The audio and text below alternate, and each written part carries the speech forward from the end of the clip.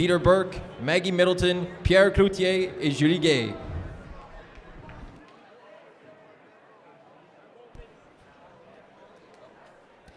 Fans, we wish to acknowledge this land on which the University of Toronto operates. For thousands of years, it has been the traditional land of the Huron-Wendat, the Seneca, and the Mississaugas of the Credit.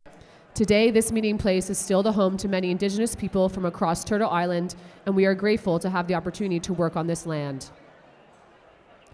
Miigwech.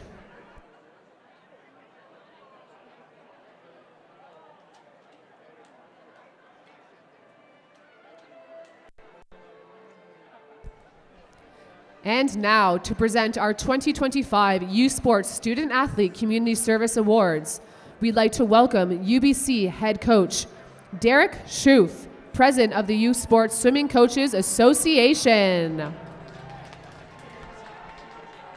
Ce prix est accordé chaque année à l'étudiante combinant une nation s'étant le plus démarquée, non seulement dans le sport et les études, mais aussi au niveau de son implication communautaire.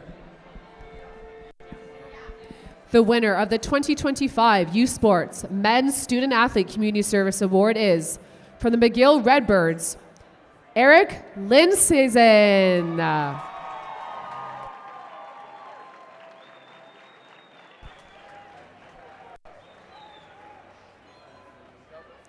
Eric is the founder of Alta Construction Group, which aims to tackle the housing crisis in Quebec through sustainable and affordable housing solutions. He serves as a volunteer first responder with Ambulance St. John and is the Vice President of External Relations for McGill's National Organization of Business and Engineering. Eric volunteers at a community food bank, mentors individuals with celiac disease, and supports Vermont communities by assisting with farm produce distribution. He also teaches swimming and coaches aspiring athletes in his community, helping individuals of all ages develop their skills. Congratulations, Eric.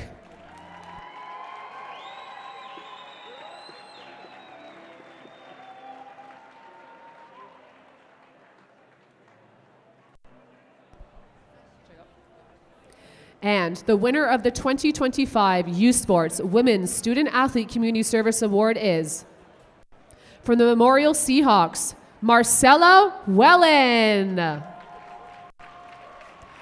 Marcella is a top-performing student athlete with a 4.0 GPA and multiple U Sports academic All-Canadian honors.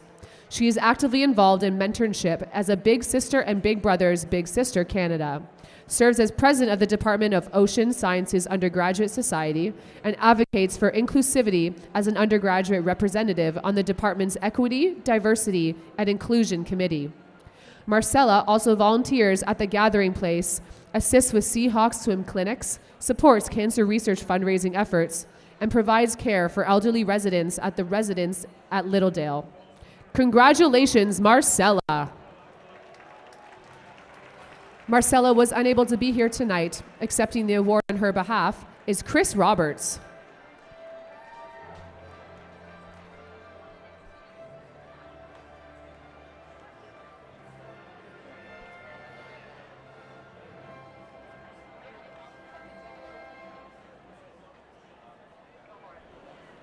Fans, at this time, we'd ask that you please rise as able and for the playing of our national anthem. Veuillez maintenant vous lever pour l'interprétation de notre hymne national.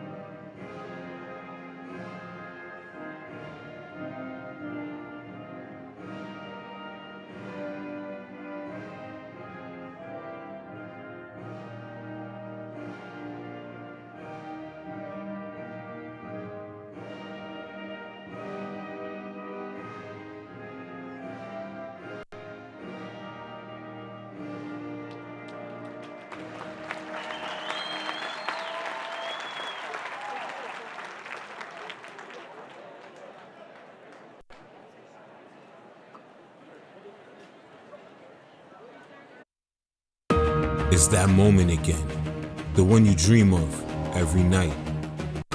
La seule chose qui te préoccupe, c'est la gloire. Le cheminement de la réussite, of pushing yourself further than ever before. But the true glory is in the shadows. Les sacrifices que tu fais, quand toutes les chances sont contre toi, when you can't push one more second, chase the glory. Visez haut.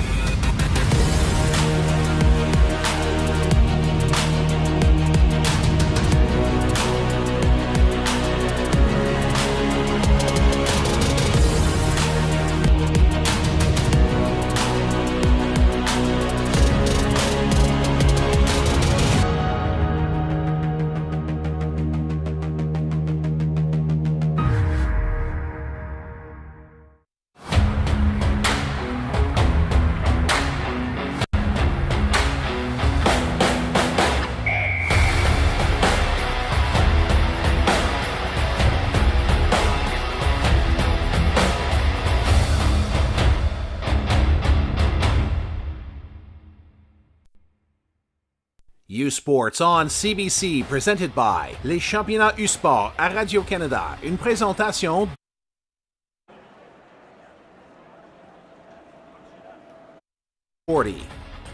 Theraburn Medical Supplies, Les Bag Baron Rings, et par and by BioSteel. Good evening, Canada, and welcome back to Day 2 of the 2025 U-Sports Swimming Championships.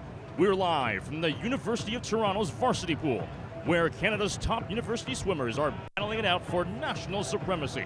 If yesterday was any indication, we are in for another thrilling day in the pool.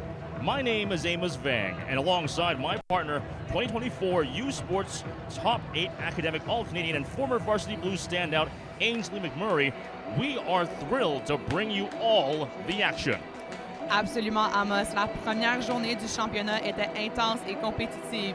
Nous avons vu des performances exceptionnelles. Avant de continuer avec l'action d'aujourd'hui, nous allons revoir les résultats rapidement de jeudi soir et le classement des équipes après la première journée. Chez les dames, UBC a pris une avance considérable avec 565 points grâce à plusieurs performances dominantes. Calgary se trouve en deuxième position avec 318 points, tandis que McGill reste en troisième avec 255 points. Championne U-Sport en 2024, Toronto est en quatrième place avec 180 points, tandis qu'Alberta est en cinquième position après la première journée de compétition avec 86,5 points. Chez les hommes, UBC occupe la première place avec 411,5 points.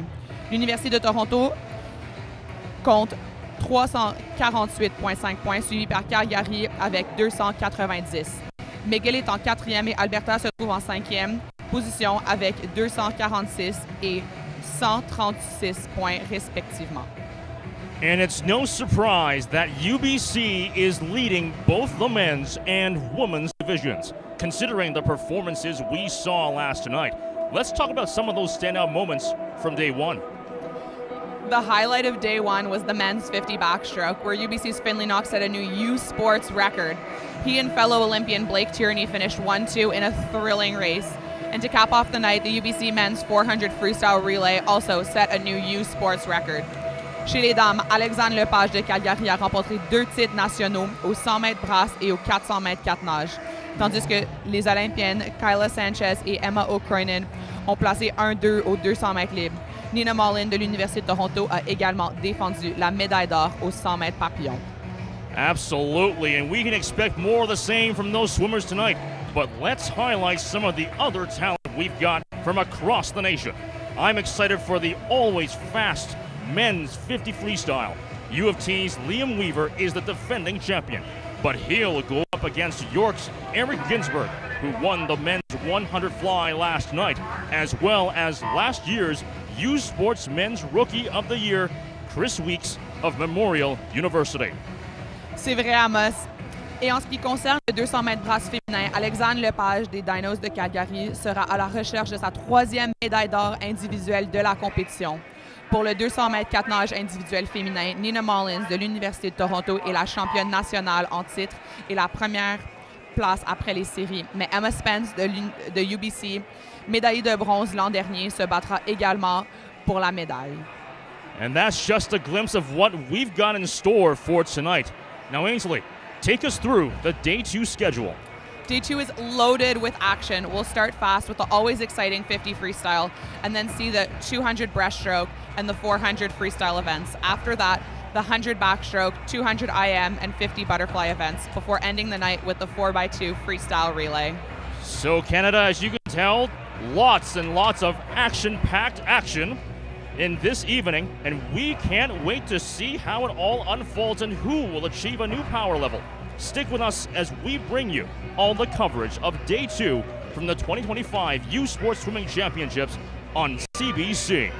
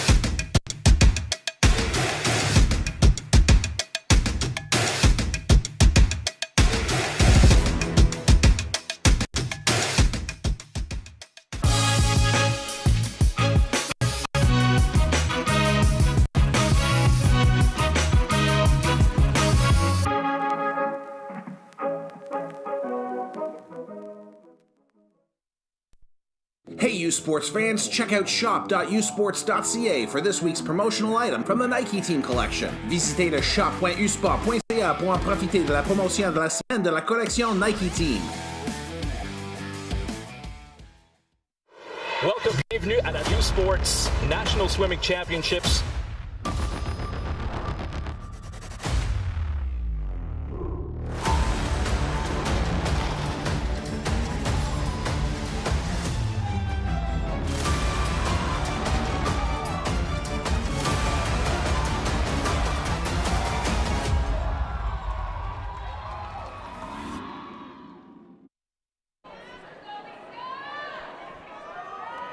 All right, welcome back to live action on CBC. It's the Day 2 of the 2025 U Sports Swimming Championships.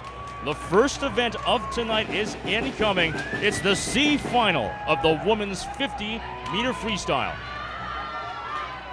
And this is definitely a fast race. We got a really good heat coming for you. In lane 1, Kelsey Fillion from University of Manitoba.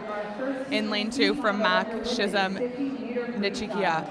In lane 3 from Alberta, Anika Cameron. In lane 4 from Vic, Ashley McKenna. In lane 5 from Mac, Michelle Wang. In lane 6 from UBC, Alicia Lakshevike.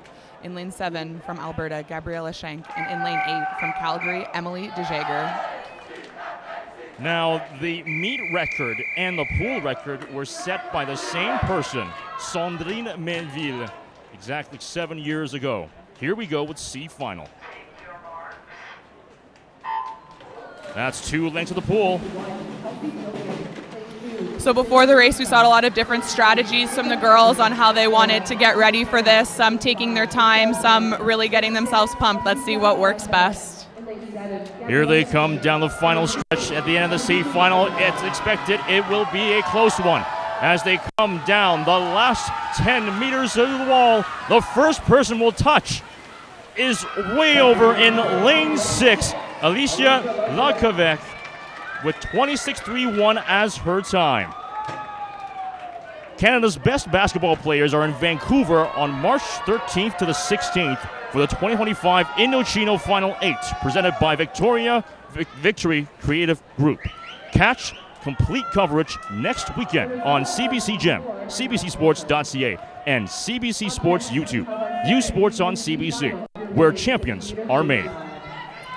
Donc, juste pour vous donner une idée à quel point c'est difficile de rentrer dans la finale, deux des médaillés de l'année passée sont dans le couloir 3 et dans le couloir 5 de cette finale. N'ont pas été capables de rentrer. On va voir ce qu'ils sont capables de faire ce soir. Just to give you an idea of how difficult it is to make that A final, two of the medalists from last year's U Sports are in lane 3 and in lane 5 of this final.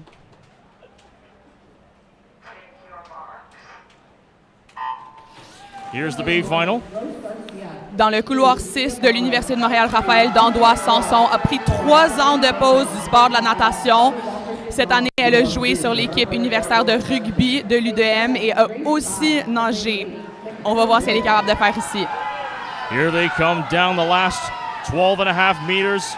Close race up, coming to the wall. The first will touch is over in lane 4, Delaney Lehman with a time of 25.73.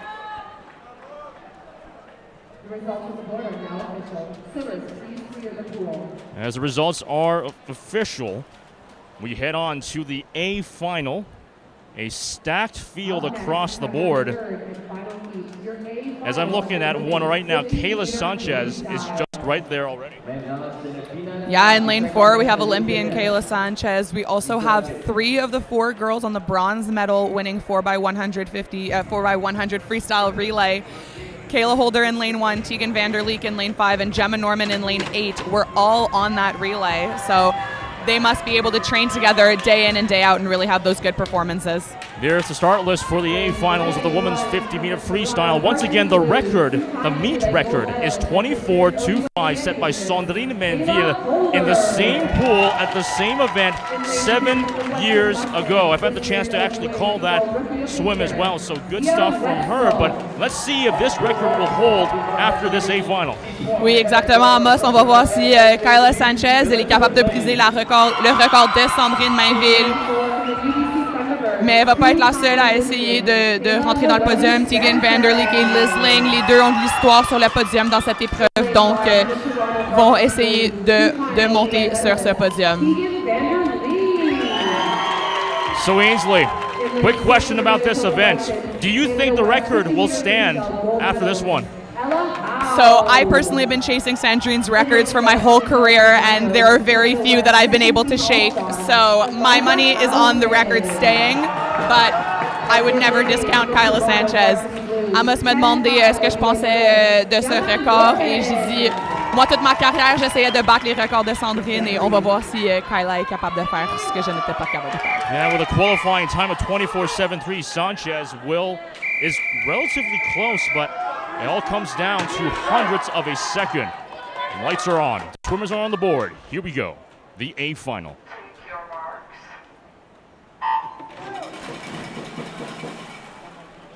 Et ce que je vois, toutes les filles sont parties avec des vraiment bons départs, vraiment égalité tout au long de la piscine. All the women were off really fast, good starts, quite equal across the board. But Kayla Sanchez just whipping into that turn. Kayla Sanchez a un vraiment bon virage, le mis de l'avance. Sanchez speeding up to the final 10 meters. Can she touch the wall in time? She gets the gold with 24.18 and beats Sandrine Mainville's meet record and pool record. So she breaks the record in the process. Congratulations to her. She takes it in a comfortable fashion. Yes, and Tegan Vanderleek from U of T tying her personal best time of this morning. I'm sure she'll be really happy with that performance and snagging a medal spot. And in third place from Western, Z Vestaluk, first year from Western. Really impressive performance for her. Now we'll head over to the men's side, the men's 50-meter freestyle with the C final. The meet record for this event is set by Yuri Kissel, also 7 years ago. 21.50 was the time. Oui, nous allons maintenant passer à la finale C, une autre finale très rapide. 1 seconde. est ce qui différencie la première position et le premier de cette finale C. Donc, c'est vraiment pas une grande marge de manœuvre entre entrer dans la finale A et la finale C. Donc, on va voir des très, très bons résultats ce soir dans cette série aussi. Here they come down the final stretch. Last 12.5 meters left to go. Storming down, rather, to the end. The first to touch will be in lane 4. Ethan Fast going the fastest with a time of 22.91. La Coupe universitaire BioSteel 2025 en direct d'Ottawa. Suivez les meilleures équipes de hockey masculin dès le 20 mars à 13h, heure de l'Est, sur radiocanada.ca/sport et ici tout.tv. L'U-Sport à Radio-Canada. Visez haut. So once again, Ethan Fast taking the C final. We'll move on to the B final.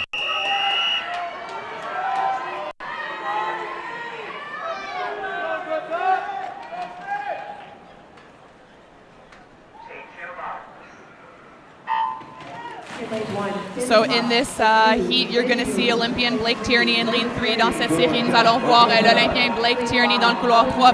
Vraiment pas un spécialiste du 50 crawl, plutôt un 12-6. Donc le voir dans cette finale B, c'est une performance très impressionnante pour lui. Des très très bons coulées pour sa part. It's a battle down the finish, the closest one in a fight. The one to touch first will be over in lane 5. 22.32 is the time. Alan Zhang touches first at this one.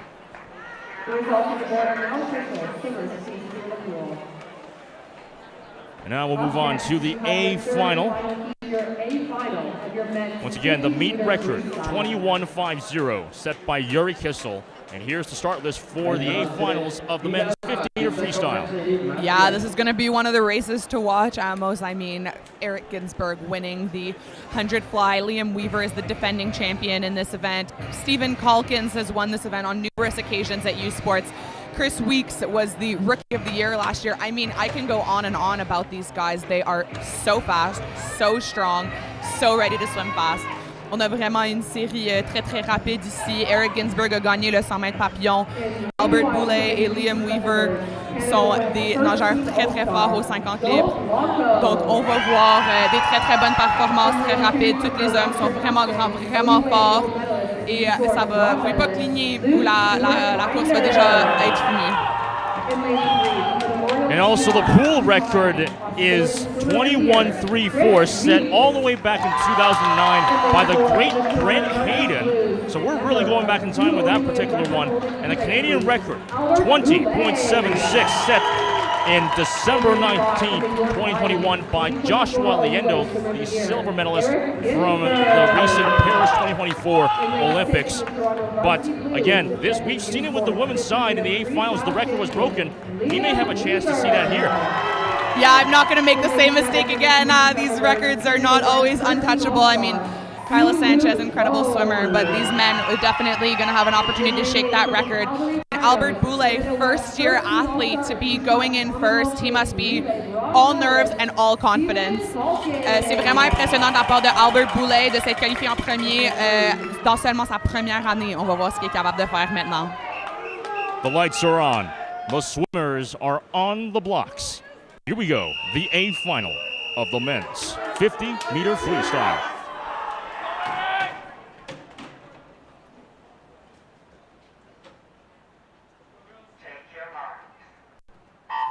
Who will take the 2 lengths?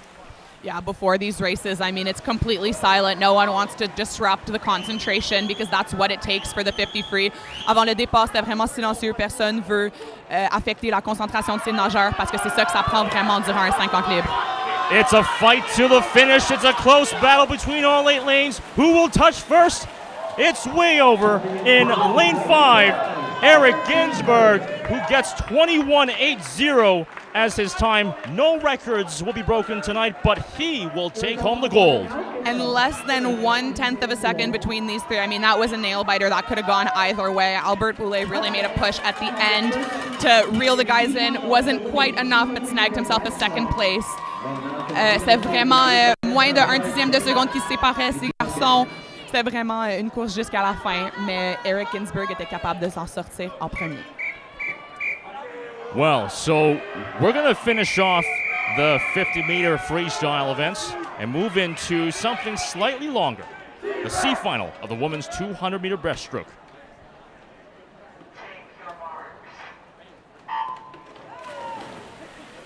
Yeah, so this is definitely a change of pace at Amos, going from the 50 free to the 50 breast. C'est vraiment un changement de vitesse ici, passant du 50 libre au 200 mètres brasse. As they turn at the wall, last 25 meters left to go in this one. Close battle between all 8 lanes as expected. Here they come down the 12.5, the final 12.5 meters. It's a battle between lanes 4, 3, and 1. They touch at the wall. First touch will go over to lane 3, Abigail Gebhardt, the time of 34.90. Yeah, this is going to be a really interesting race. 200 breast, just a completely grueling event, super hard on the legs. It always seems so nice and easy going out your first 50, but it's really going to be hard on the whole body on the second 100. So as they come up here to the halfway point, we'll see who got that extra gas in the tank. Le 200 bras, c'est vraiment une épreuve difficile pour les jambes. Le premier 100 mètres, il faut conserver l'énergie pour être capable de vraiment changer l'énergie pour le deuxième 100 mètres et voir qui va être capable de prendre la première position de cette finale C. This time, Ryan Katterhagen will get the first touch at the halfway point. 1:14.12 is her time. Taking a look at the records here, all 3 records were set in 2009 by Anime Pierce. So these are very, very old records that are still on the line. Yeah, I mean, she was such an incredible powerhouse in swimming. Those records are always going to be hard to touch, but I bet you all the girls in the A final are going to be looking to take those down. Les records de Anime Pierce qui ont tous les records de la compétition de la piscine et canadiens sont détenus par Anime Pierce, et je vous dis, toutes les filles dans la finale A et même la finale B vont vouloir essayer de briser ces records. At the touch, it's over in lane 2. 1:54.77 is the time. Touched by Grace Liu in this one. Here we go down the final ones. C'est ici que ça va commencer à faire mal. C'est dans ce moment que les filles ont besoin de vraiment garder la longueur de leur stroke. Ça arrive de rusher un peu puis d'essayer de juste pousser. Mais la brasse, c'est tellement une nage technique qu'il faut vraiment s'assurer de garder sa longueur. This is where all the women need to really keep their length. We'll see who can do it in these last 5 meters. Here we come down the last stretch. A confident lead will end in favor over in lane 4, Ryan Katterhagen. Her final time, 2:35.54 at the end of this one. Yeah, with a quick little dab, big performance for her.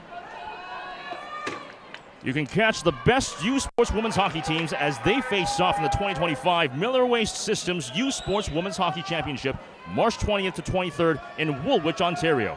Watch it live here on CBC Gem, CBCSports.ca, and CBC Sports YouTube.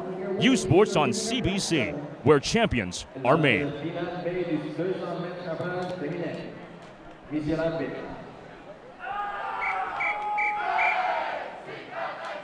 As we have the B finals set up, another more 8 lengths of the pool.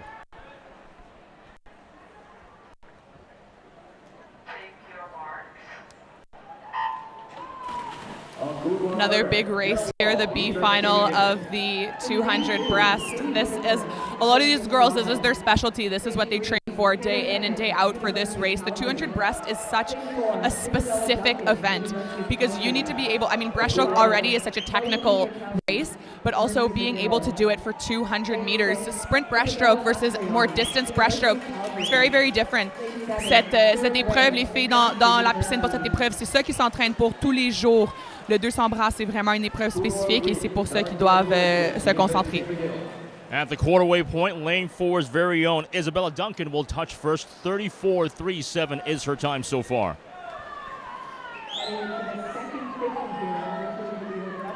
Toutes les nageurs se concentrent vraiment sur leur longueur pour le moment et pas trop dépenser d'énergie pour le premier 100 mètres pour s'assurer que le deuxième, où ça commence vraiment à faire mal, surtout dans les jambes, ils vont être capables de soit passer les dames à côté d'eux ou au moins garder leur position. En ce moment, je vois une vraiment, vraiment bonne longueur de la nageur dans le couloir 4, Isabella Duncan de Calgary. Here's the halfway point. This time, it's all the way over in lane 8, Valentina Kolichev, who touches at 1:13.48. As you mentioned, Ainsley, it's quite a battle to the very end. It's all about that stamina going into it. Yeah, it's also how well you can keep your technique together. It's very easy for your stroke to fall apart if you're not focused and once you start hurting. So this is where you'll really see who the true 200 breaststrokers are and who can keep that stroke together. We're starting to see it come into place here on length 6, the 3/4 way point of this race. Four-way battle rather in this B final. This first touch will go over to Chloe Cooper-Kelly. 1:53.70 is her time so far. Oui, on a vraiment une bonne course. Je dirais qu'il y a 6 filles dans la piscine en ce moment qui sont vraiment proches de ce que je vois. Le couloir 2, 3, 4 et 5 sont ceux qui se démarquent un peu dans ce dernier 50. And what I'm seeing right now is lanes 2, 3, 4, and 5 are pulling ahead a little bit on this last 50, but I would say it's really a 8-woman race at the moment. It's looking like Cooper Kelly is in the lead with this one. Here they come down the last 10 meters. A fight to the end. The B final will go to Chloe Cooper Kelly. 2:33.61 is her final time. Yeah, really great performances across the board for all these women. Big drops from this morning for most of them. Des très belles performances pour toutes les dames dans la piscine. Des grosses démarcations de ce matin, des gros best time. Now, we've got the A final coming up, the fastest qualifiers for this event.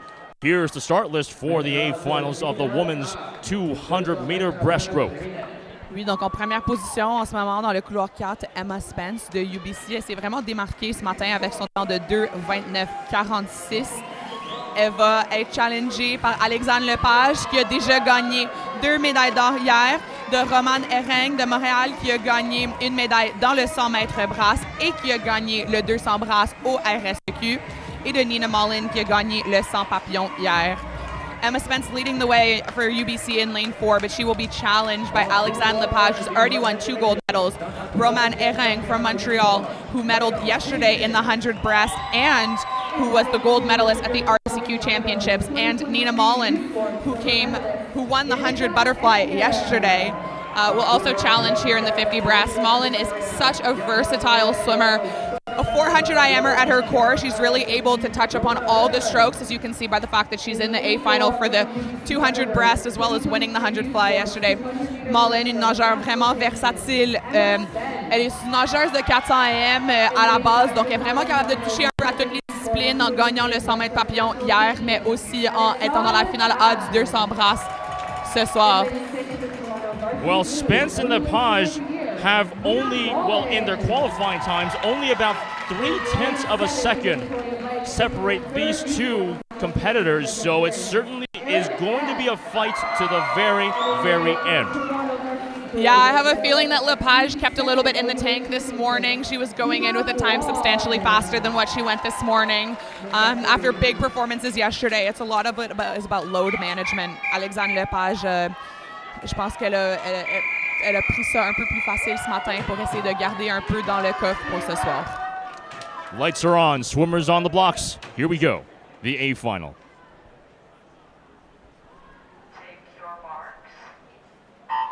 That's 8 lengths of the pool. Who will come out on top? Alexandre Lepage represented Canada in December at the Short Course World Championship, so she is definitely one to watch. Alexandre Lepage a représenté le Canada en décembre au championnat en bassin court du monde, donc elle va être une à regarder. Dans le couloir 3, Romane Herring est une nageure de la France qui est venue au Canada et elle a gagné une médaille de bronze hier dans le 100 papillon, je l'ai mentionné. Une nageure très très forte de la brasse. On va voir ce qu'elle est capable de faire. As expected, the first touch at the quarterway point will be Alexandre Lepage. 32.23 is the time so far. Yeah, as a swimmer of 400 IM and 200 breast, once she's away, she is really hard to catch. She's not one that you want to let get away early.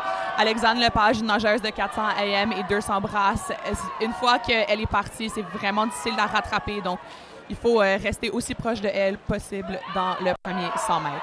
And you're already seeing right now Lepage already a full body length ahead of Emma Spence as she comes down the wall at the halfway point. 1:09.31 is the time for Alexandre Lepage. Yeah, after this first 100 in lane 7 from Vic, Erin Epp is in 4th place. We'll see what she's able to keep up. Après ce premier 100 mètres dans le couloir 7, Erin Epp de UVic, elle a l'air très très bonne pour sa nage en ce moment. On va voir ce qu'elle est capable de faire dans ce deuxième 100 mètres. But all eyes are on Alexandre Lepage right now as she comes in looking very strong. That's right, Ainsley, as we come down to this next point. Once again, your race-long leader has been Alexandre Lepage. 1:46.99 is her time so far. Je dirais Nina Mollin était probablement une favorite dans cette épreuve. Pour le moment, elle a l'air très forte, mais elle a eu beaucoup de blessures cette année. Donc, un 200 bras, c'est une épreuve particulièrement difficile à finir si vous avez des blessures. Donc pour le moment, je pense que sa bataille pour dans le dernier 50, elle va être très contente avec sa performance. Well, it's all Alexandre Lepage way out in front as she comes down the final stretch to the last point. She will dominate this race. 2:25.35 at the wall. Congratulations to her. Emma Spence completing the race at 2:28.93 will take silver. Et Romane Herring avec une grosse performance ce soir, 2:30.01. Je dois vous dire, voir ces temps-là, on est contente pour les nageuses, mais aussi passer en dessous de la barrière de 2:30, je suis sûre que c'est ça qu'elle voulait faire. Donc, un peu vraiment contente, probablement un peu déçue, mais Alexandre Lepage n'a pas l'air déçu du tout en sortant de l'eau après cette performance dominante. And now let's head over to the C final of the men's 200-meter breaststroke. The meet record for this one also set all the way back in 2009 by Mike Brown. 2:07.58 is the time. Here we go with the C final.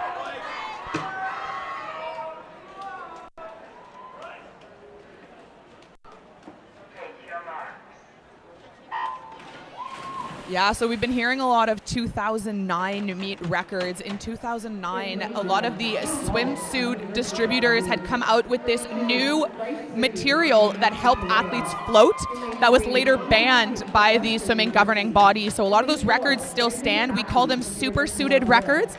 And they're very, very hard to break with these new, shorter, smaller bathing suits. On voit beaucoup de records qui ont été établis en 2009. C'est parce que les fabricants de maillots avaient trouvé un nouveau matériau qui aidait les nageurs à flotter dans l'eau et qui ont après été bannis par FINA. Donc c'est vraiment difficile pour beaucoup des nageurs d'essayer de rebattre ces records. On les appelle des supersuited, des records supersuited. 0.999 is the time at the quarterway point for Liam Wallich. And I was about to say as well, I remember all the way back, actually even in 2008, there was a whole debate about the supersuits, even during the Beijing Olympics when Michael Phelps had all those records as well. Yeah, it was definitely always a big debate. There's a reason that it became banned. We wanted to see swimming, right? Not just athletes floating and gliding across the pool, but that's always what you're looking for in swimming. You want to be as high up on the water and gliding as well as you can. Ces maillots te laissaient flotter plus à la surface de l'eau et c'est toujours ça qu'on recherche en natation, c'est être le plus à la surface et presque flotter par-dessus l'eau. Et on peut vraiment voir ces garçons dans la finale B dans la finale C du 200 bras ont vraiment maîtrisé cette dynamique dans l'eau. The first touch at this point in the race, 1:39.94. Once again, it's Liam Wallich. So he's been leading for the majority of this race so far.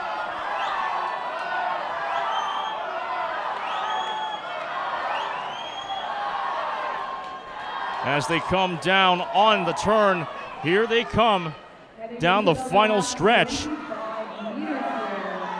It seems to be still a much closer race right now. Yeah, it's looking really even all the way across the pool, almost too close to call right now. The last touch will go over to Brandon Hache. 2:16.43 is his final time at the wall.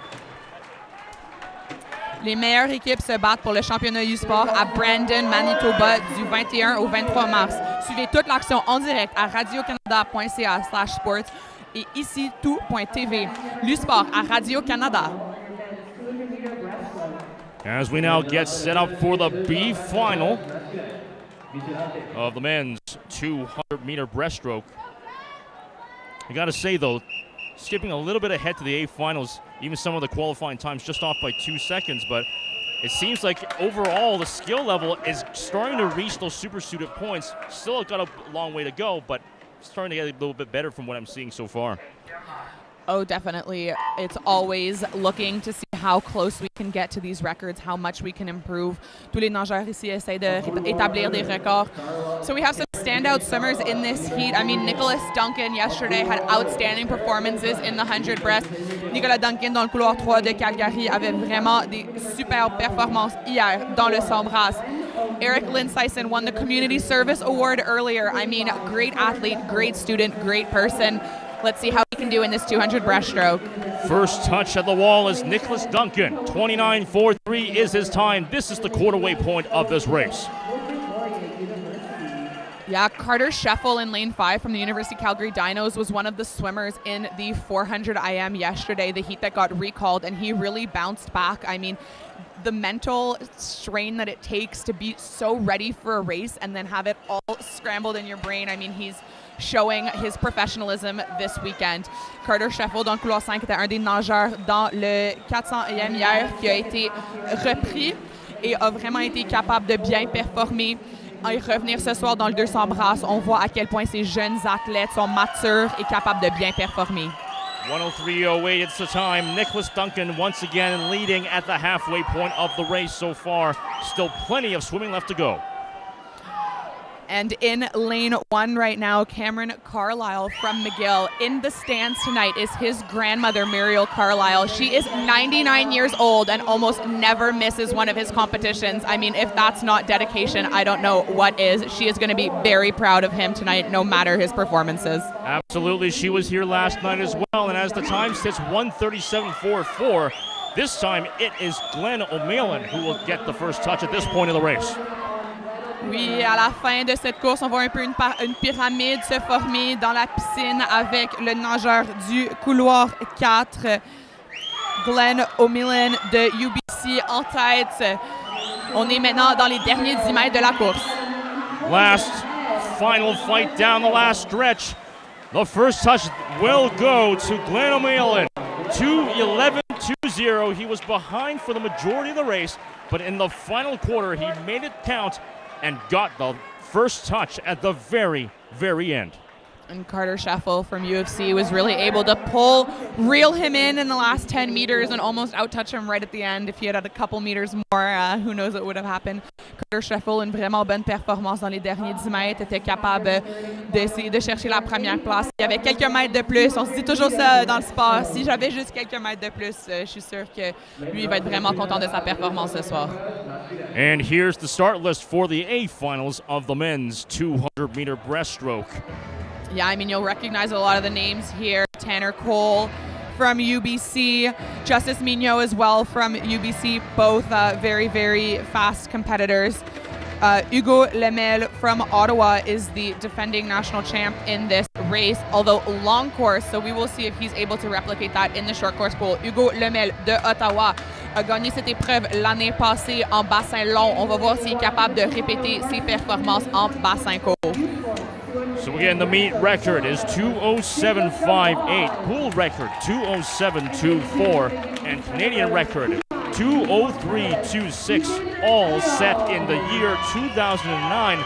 But as we go to this event, as you mentioned, some recognizable names and some strong pedigree here in terms of skill. We will have to see who will come out on top of this one. Yeah, I mean, Nathan Thomas in lane 6 was the OUA Rookie of the Year after claiming multiple provincial titles at the OUA in only his first year. Hailing from Montreal, he moved to Toronto to pursue swimming and school at the highest level. Nathan Thomas est originalement de Montréal et il a déménagé à Toronto pour les études et le sport. Et vraiment, ses performances cette année ont été absolument incroyables après avoir gagné le recrue de l'année aux championnats provinciaux de l'Ontario. So 3 UBC Thunderbirds round out this A final. So again, a testament to the dominance of UBC in these events. The lights are on. The swimmers are on the blocks. Here we go with the men's 200-meter breaststroke A final.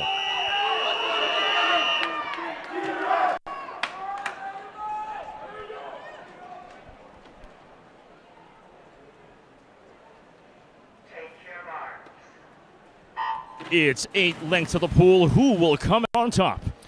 Donc, vous allez voir quelques stratégies différentes dans ces 200 brasses. Il y a des nageurs qui vont essayer de sortir aussi vite qu'ils peuvent, puis essayer de vraiment se différencier de la compétition, puis de ne pas se faire de rattraper. Par contre, il y a d'autres nageurs qui vont prendre leur temps, vraiment rentrer dans leur style et essayer d'accélérer à travers le 200 mètres brasse. You're going to see a couple different strategies throughout this 200 breast. Some athletes just go out like a shot and hope that they don't get caught at the end when they start to tighten up, whereas others are going to take time to feel their stroke and really build into this 200 breaststroke. Hugo Lemel will get the first touch. And lane 3, that's 28.78 being the time so far.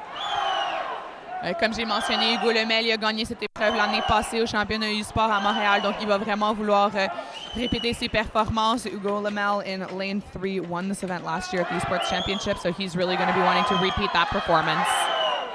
We're really feeling the energy in the crowd here, ladies and gentlemen, as Hugo Lemel still leading so far, 101.17 at the touch of the wall. I mean, the technique here is just so amazing. These men like diving deep into the water. It's really almost like a butterfly motion that they're creating with their bodies to try to launch themselves forward as much as they can. Vous allez voir des très bonnes techniques. Ces hommes, vraiment, ils glissent dans l'eau, essayent de faire un mouvement presque de papillon et de se lancer vers l'avant dans chaque coup de bras. It's almost like being one with the water in a way when you're swimming in this event particularly, eh? Exactly. Trying to create the least amount of drag possible. Ils essaient d'être un avec l'eau et créer le moins de vagues dans l'eau possible. Hugo Lemel still leading 134.16. This is time so far. Here they come down the final stretch. Oh, the energy is riveting. We can really hear the sound coming up. Breaststroke is one of the only events that you can maybe hear your teammates because your head isn't always in the water. So teams will really take that, try to give all of their energy to their teammates. Hugo Lemel has achieved Super Saiyan as he comes down on the wall, about to touch, and gets 2:08.06. He will not break the record, but he comes in winning this event, beating out the main ones. Congratulations to him. Lui est vraiment content et on peut entendre toute son équipe l'encourager. C'est vraiment un moment spécial pour l'équipe de l'Université de Ottawa. Il est vraiment fier. On peut le voir sur son visage. Bravo, Hugo.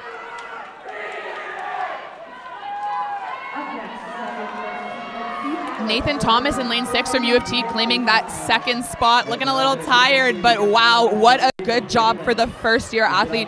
Nathan Thomas de l'Université de Toronto, après cette performance particulièrement difficile, est capable de prendre la deuxième position pour l'Université de Toronto. Très belle performance pour le nageur de première année. As we head into the C final of the women's 400-meter freestyle. Swimmers get ready for this one. 4:02.76 is the meet record set in 2012 by Savannah King.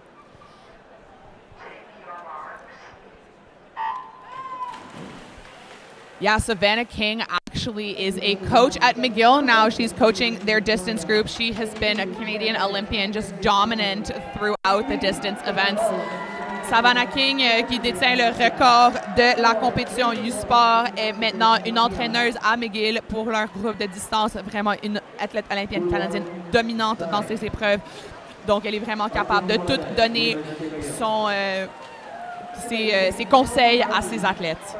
So this is going to be 16 lengths of the pool at the touch at this point. Lane 7's very own Katie Maravino gets the first touch so far.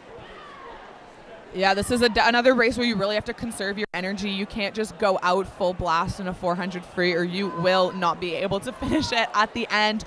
It's a race where you'll see a little bit less kick, a little bit slower stroke rate. You can really see who has a nice stroke and who has a lot of power. Dans cette épreuve, vous allez voir, c'est une épreuve où vous ne pouvez pas sortir aussi rapidement. Ça prend un peu de retien, moins de kick, moins de fréquence des coups de bras pour être capable de finir les 16 longueurs de la piscine. 101.68 at the touch, the quarterway point. Katie Maravino in lane 7 still leading in this part.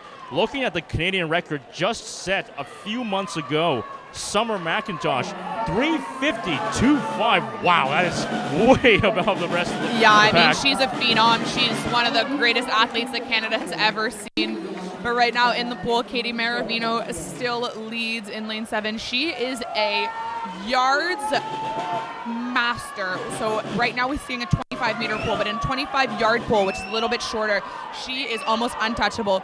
Katie Maravino, qui détient encore la première position dans cette série, est très bonne en compé de verges ou de yards de 25 mètres. Donc maintenant, on voit une piscine de 25 mètres.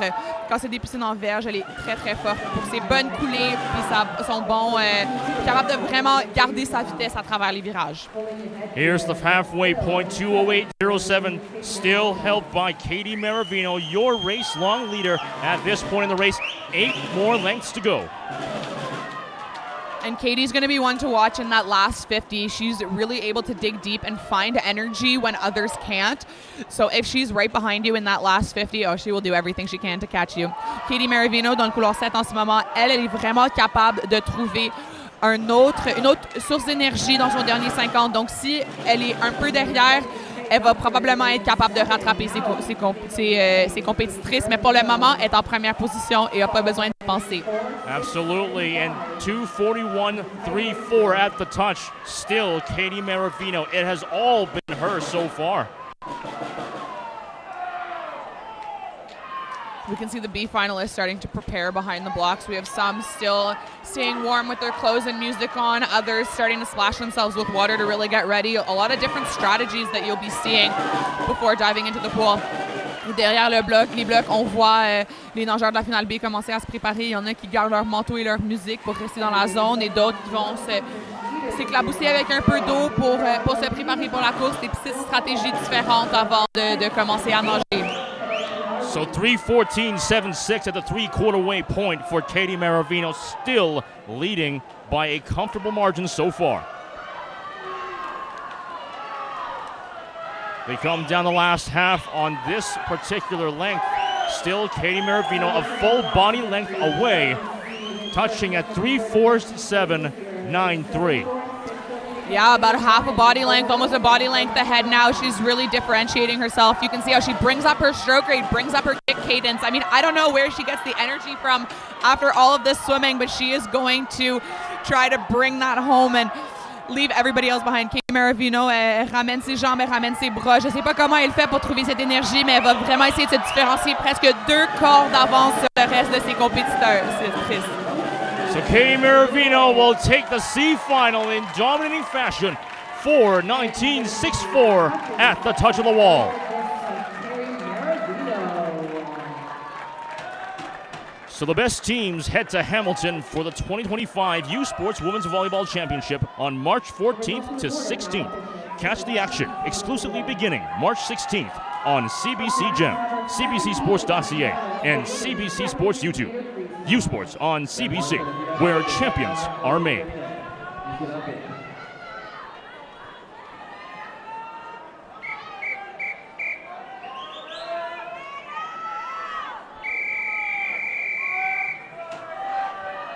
As we get set for the B final, the women's 400-meter freestyle. Yeah, looking down at the pool right now, lane 4, lane 5, lane 6, McGill. These girls, again, like we mentioned, are training under Savannah King together day in and day out. That's what creates the best training environment. Quand je regarde dans la piscine, couloir 4, 5, 6, McGill, tous les nageurs s'entraînent en dessous de Savannah King.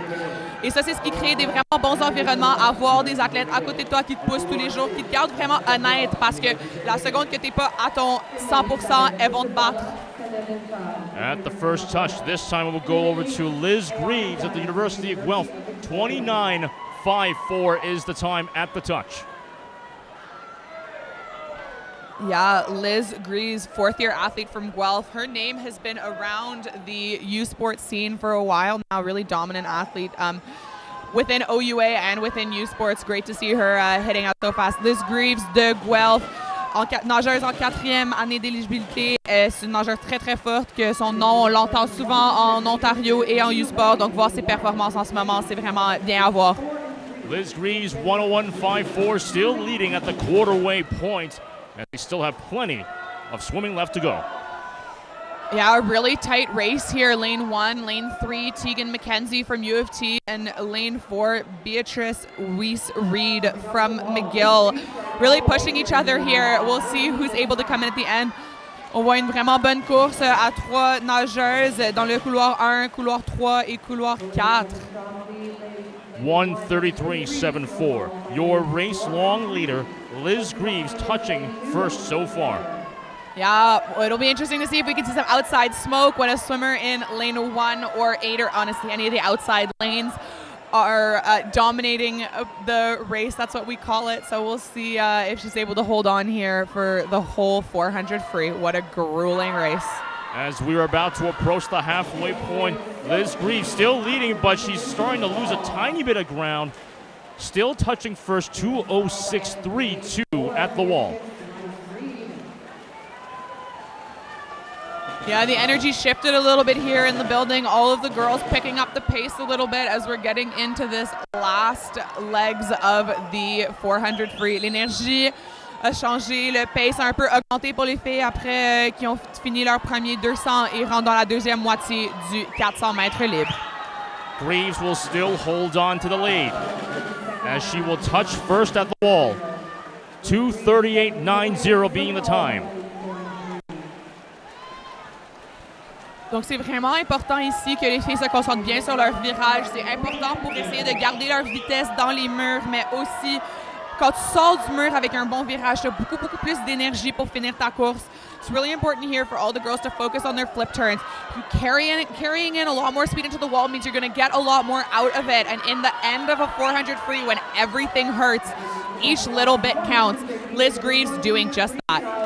3/4-way point, 3:11.80 is the time at the turn. Still, Liz Greaves leading the rest of the pack.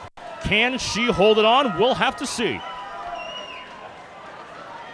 Yeah, this half, lane 1 through 4, looking particularly strong and differentiating themselves from the field. On dirait que ce bord de la piscine, du couloir 1 au couloir 4, se différencie un peu du reste de leurs compétiteurs. It seems that Weiss-Reed is trying to catch up to Liz Greaves. Liz Greaves still touches 3:45.30 at the wall. The final lengths of this race. Yeah, Beatrice Weiss-Reed right now is going to really be trying. She's looking at Liz Greaves, just going to be trying to catch her. Usually in a 400 free, you have a dominant side to breathe to, so you're only going to be seeing them on one side. But now Beatrice is looking over. Is she going to be able to get her? It's going to be a battle to the finish. Can Weiss-Reed catch up to her? No, she will not. Liz Greaves still takes the B final 4:18.15, edging out by 0.2 of a second against Beatrice Weiss-Reed. So good stuff to both of them. 2 dixièmes de seconde séparent la première et la deuxième de cette finale B.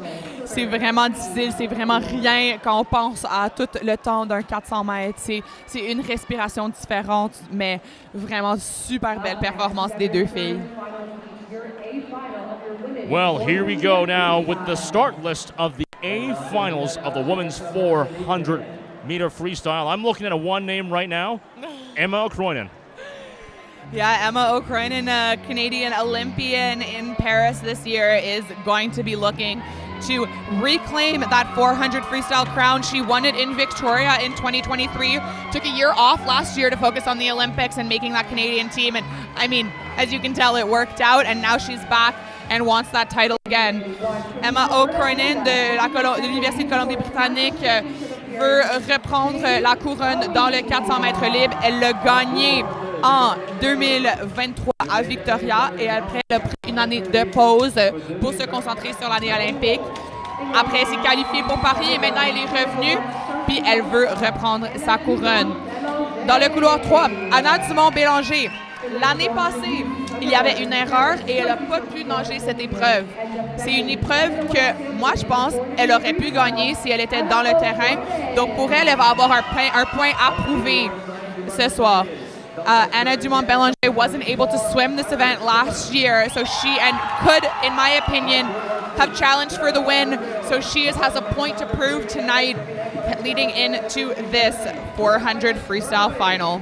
Now, going back to Emma Cronin, I remember her all the way back in 2017. I believe she swam at the Canadian Junior Swimming Championship at the time, if I'm not mistaken. It could be a little off on the year there, but you were also at the same competition as well back then. I remember calling both of your races at the time, and I already saw back then she and you also were going to be one of the top swimmers in the country at that point. We can see it right now.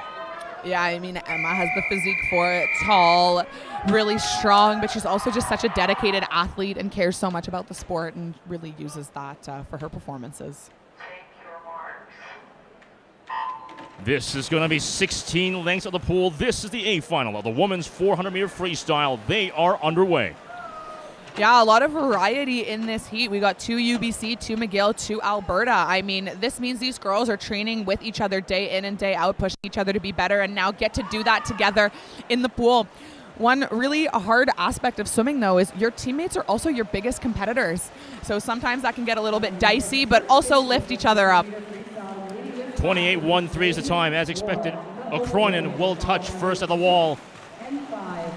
Je dirais justement auparavant, il y a une bonne distribution des équipes, 2 UBC, 2 McGill et 2 Alberta. Ces nageurs s'entraînent ensemble jour après jour, se poussent dans les pratiques, mais aussi tes meilleurs amis et tes coéquipières deviennent aussi les filles contre laquelle tu compétitionnes. Donc, c'est vraiment difficile en termes de compétition, essayer d'avoir tes meilleurs amis qui sont aussi tes rivales. 59.43 is the time at the flip turn. Emma Cronin still leading the rest of the pack by a very comfortable portion at the quarterway point of this race. Oui, Raphaël Tremblay aussi dans le couloir 6 de Laval a eu des superbes performances au championnat RSEQ. Elle va essayer de se démarquer ici et représenter le Québec à côté des 2 filles de McGill dans cette série. Cronin flipping again first, 1:36.8. Now almost 2 full body lengths against the rest of the competition. Yeah, I mean, again, Emma O'Cronin, such a dominant athlete. She's so strong. She has so much endurance. It's almost like she just doesn't get tired.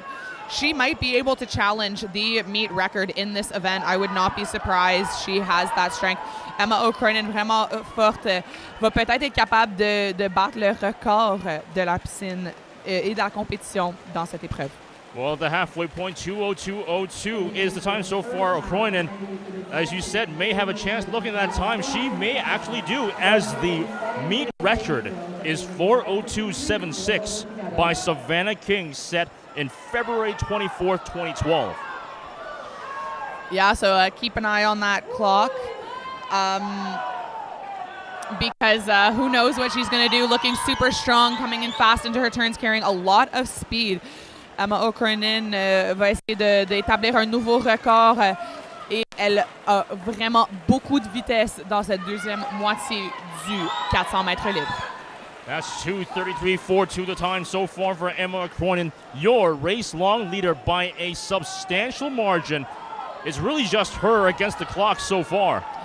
Although what's really exciting is when you take a step back, all you can see is a battle across the pool for second place. I mean, lane 3, lane 5, lane 6, lane 8, really all in the hunt for this. Quand on prend un peu un recul de Emma O'Cronin qui domine en ce moment, c'est vraiment une bataille pour la deuxième, troisième place. Le couloir 3, couloir 5, couloir 6 et couloir 8 essayent vraiment de se démarquer dans cette performance. In lane 8, Danny Treasure from the Western Mustangs is having an outstanding meet. It's just been a ball of joy on pool deck so far. Athlete from Barbados moved to Western to pursue her academics and athletics, showing you just the strength of the program. Attracting international athletes really speaks to how good a program is. 3:37.74, 2 lengths remaining. Cronin is on a roll right now. Oh yeah, what an incredible split for Emma O'Cronin. Un tellement bon split pour Emma O'Cronin. Elle continue de dominer ce 400 mètres IM. Personne ne va être capable de la toucher. It's all O'Cronin by herself down the final stretch. She will not break the record, but she will dominate this event. 4:09.88, way ahead of the rest of the competition. Et Anna Dumont-Bélanger qui est capable de finir en deuxième place avec un temps de 4:13.65. Elle est vraiment une bonne athlète dans la fin d'une course et si elle est proche de toi dans le dernier 50, elle va être capable de trouver une nouvelle zone d'énergie. On peut voir les deux filles de UBC faire leur flapping of their wings for the birds. Congratulations to all of the athletes in the pool. So a stellar performance from the woman. Now let's move over to the men. The men's 400-meter freestyle C final is about to set place.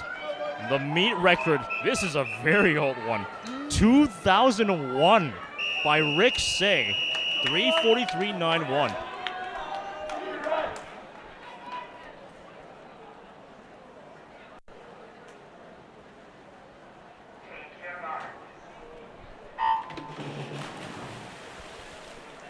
So once again, 16 lengths of the pool, this time the C final. Also looking at the pool record set in 2018 by Peter Brothers, 3:44.03, and the Canadian record, 3:39.10, set in 2009 by the great Ryan Cochran. Yeah, I actually raced with Peter Brothers for Canada. Great athlete. He was a household name in U Sports swimming. I mean, such a dominant athlete, especially in these distance freestyle events. So we'll see if anybody's able to touch his pool record tonight. Peter Brothers qui a établi le record de la piscine en 3:44.03 en 2018 était vraiment un athlète dominant à travers le sport. On va voir si quelqu'un est capable d'abaisser son record ce soir.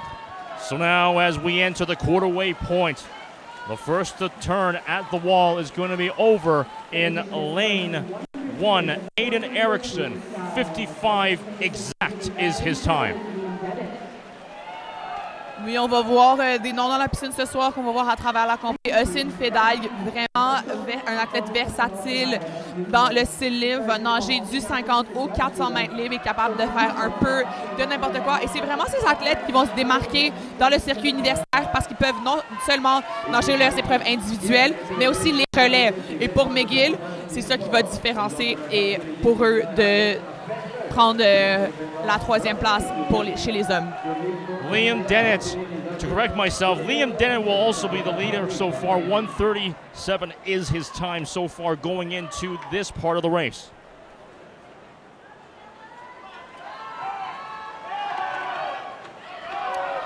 In lane 8, Will Risk. His brother, Olivier Risk, also swims in the U Sports circuit, so you can see a swimming family. They swim for different teams, though, so sometimes it's hard. You want to cheer for your teammates and your siblings, and that's one thing that's always been pretty fun about varsity swimming is that crossover between your swimming family and your family. Liam Dennett still leading the rest of the pack at the turn as they enter this next part. Still confidently, or relatively comfortably rather, ahead of the rest of the competition in this C final. Xavier Pimentel essaie de faire une remontée dans le couloir 2. Ils sont vraiment des côtés différents de la piscine. Donc pour lui, ça va être dur de voir ses compétiteurs dans le couloir 7 et 8, mais il va faire tout ce qu'il peut pour garder sa première place. So Pimentel will take the lead for the first time in this race. Still a tight battle, anybody's game so far. A hard battle out there up in front. Yeah, the 400 free, I mean, it can kind of change on a dime because people will die, people will find new energy. So it's really anybody's game at this point. Le 400 mètres libre, c'est une épreuve qui peut vraiment changer facilement quand il y a un nageur qui a plus d'énergie ou qui retrouve un peu plus d'énergie. Donc, c'est vraiment l'épreuve de n'importe qui en ce moment. Pimentel is still leading the rest of the pack of the way at this point. As the leadership has completely shifted in this momentum, we're starting to see some of the stamina come out and seeing who truly owns this 400-meter C final. Yeah, I mean, Pimentel looking pretty unstoppable right now. Really strong kick, really fast stroke rate. a little bit uncharacteristic for a 400 free, so I think he might be running away with this one. Xavier Pimentel a l'air vraiment en force, un bon kick, une bonne cadence des bras. Je pense qu'il va être difficile à rattraper durant ces derniers mètres du 400 mètres libre. Here they come down the final stretch of the C-final. Xavier Pimentel trying to hold on to the lead, a tight battle to the finish. Pimentel will take a 3:56.14 at the touch. And will risk from lane 8, really second back half reeling them in. Only 0.2 away from Xavier Pimentel. What a great race across the pool. Join U Sports on CBC this weekend for wall-to-wall coverage of the 2025 BioSteel U Sports Track and Field Championships in Windsor.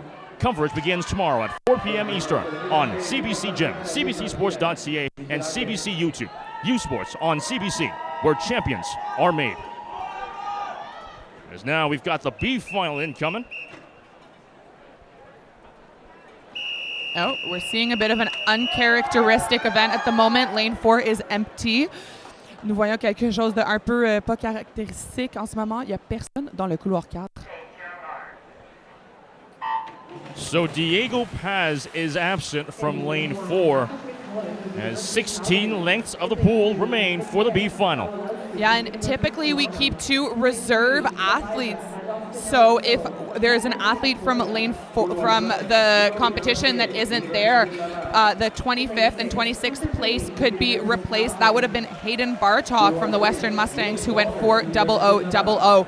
So it must have been a quite last-minute withdrawal for Diego Paz. Avec personne dans le couloir 4, d'habitude on a des réserves qui sont capables de le remplacer, ce qui aurait été Hayden Bartok des Mustangs qui a nagé ce matin. Donc je pense que c'était probablement une décision de dernière minute pour Diego Paz. 27.25 at the turn. The first turn, Patrick McCloy is the leader so far as they enter the quarterway point of this race.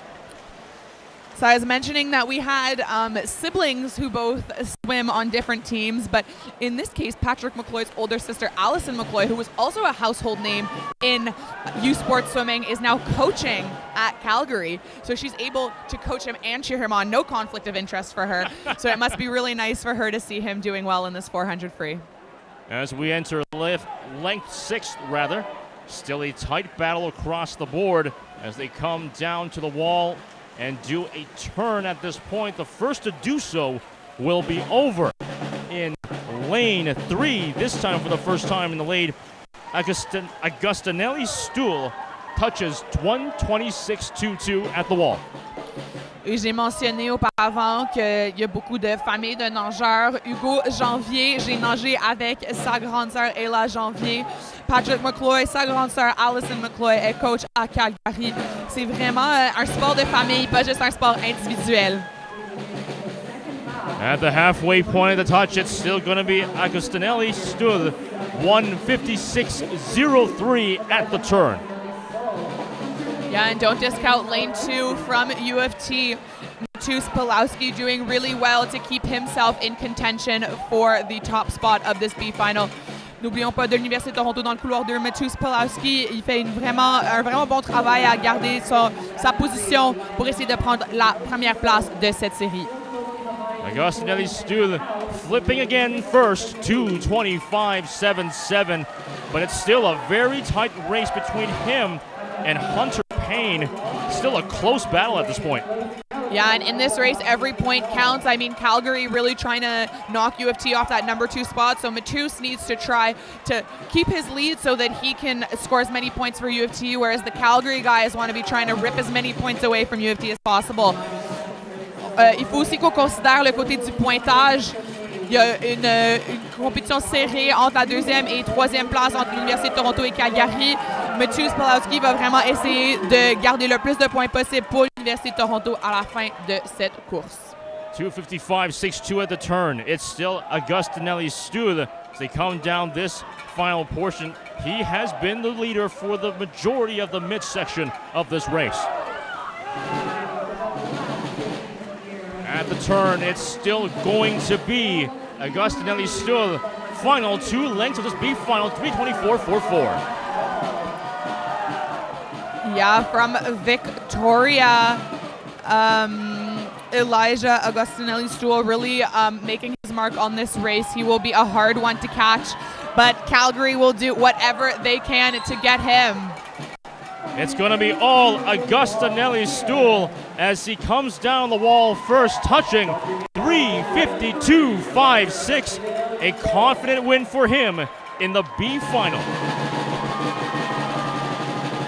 Une superbe performance pour tous les hommes dans cette série, mais particulièrement pour Augustinelli-Stool avec un temps de 3:52. Il va être vraiment content avec ça.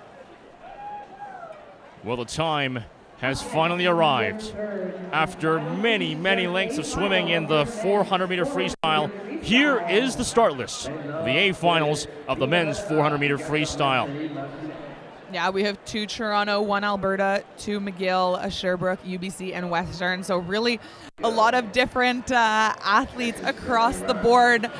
Nous avons vraiment une versatilité d'athlètes dans cette série. Un peu de toutes les équipes sont représentées, particulièrement dans le couloir 4 et 5 de McGill. D'autres athlètes qui s'entraînent avec Peter Carpenter et Savannah King. Je ne peux pas continuer à le mentionner à quel point avoir un groupe de partenaires d'entraînement qui te poussent à tous les jours, ça fait lever le niveau de compétition. Et on voit vraiment ça refléter dans le nombre de nageurs de McGill qui ont été représentés dans le 400 mètres libre. Once again, looking at the records, these are some oldies right here.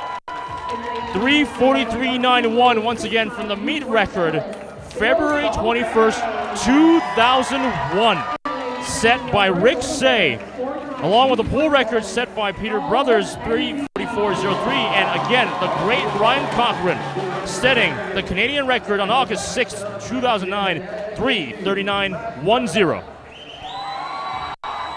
And we also have a star-studded pool in right now. In lane 4 from McGill, Matt Berdats was the 2024-2025 and 2023-2024 RSCQ Swimmer of the Year. I mean, doing it back-to-back is very difficult. A lot of the time in these awards, they want to see versatility. So having such dominant performances that they are forced to pick you both years, that is really, really impressive. Your second seed, Artyom Volodin, has a gold medal to his name from the 4x2 free relay. Really just great performances from McGill. As lights are on, the swimmers are on the board. Here we go. A final, men's 400-meter freestyle.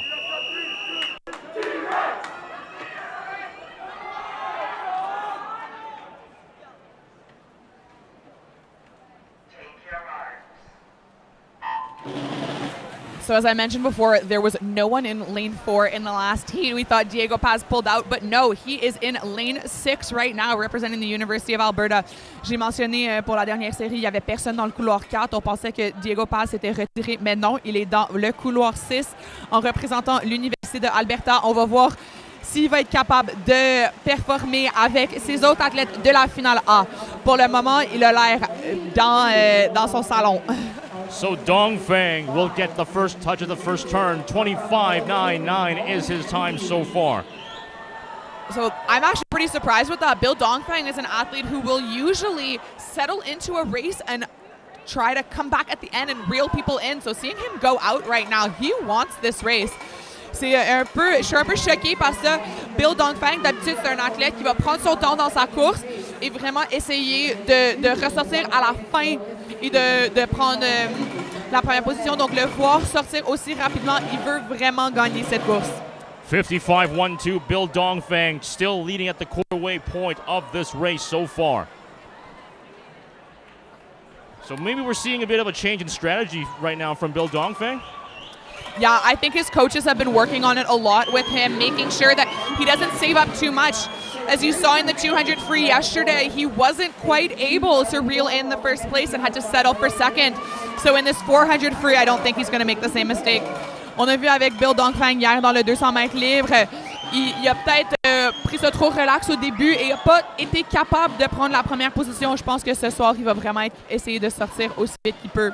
Juste à côté de son coéquipier Quinn Matisse, sont vraiment bras pour bras, l'un à côté de l'autre.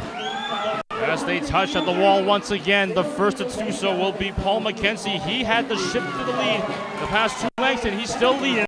1:54.15 is the time so far. Yeah, another swimming family. Paul and his twin, Mark McKenzie, have both been really active athletes from the UCSC swim team and then going on to the Calgary Dinos and then moving over to Alberta. You see that a lot, athletes finishing a couple years at one school and transferring to another. I'm sure he was a steal for the University of Alberta and has really distinguished himself at this competition. McKenzie, 2:23.53, still leading, but it's still a tight battle between every single swimmer across the board. Artyom Volodin, nageur montréalais, qui maintenant nage à McGill. C'est un nageur à camo. Montre toute sa force dans ce 400 mètres libre. Reste vraiment avec tous les leaders.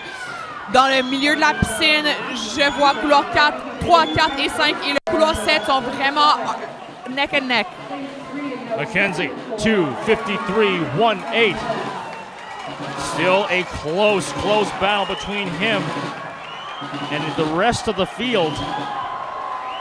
Yeah, really all of the swimmers here showing the legs, whatever they have left in the tank as we enter the end of this race, are doing their best and their strongest to finish on top. I think it's all lane 3, 4, 5 and 7. C'est vraiment le couloir 4, 5, 3, 4, 5 et 7. C'est une vraiment bonne course, mais maintenant dans le couloir 1, Quinn Matisse de Toronto fait une remontée.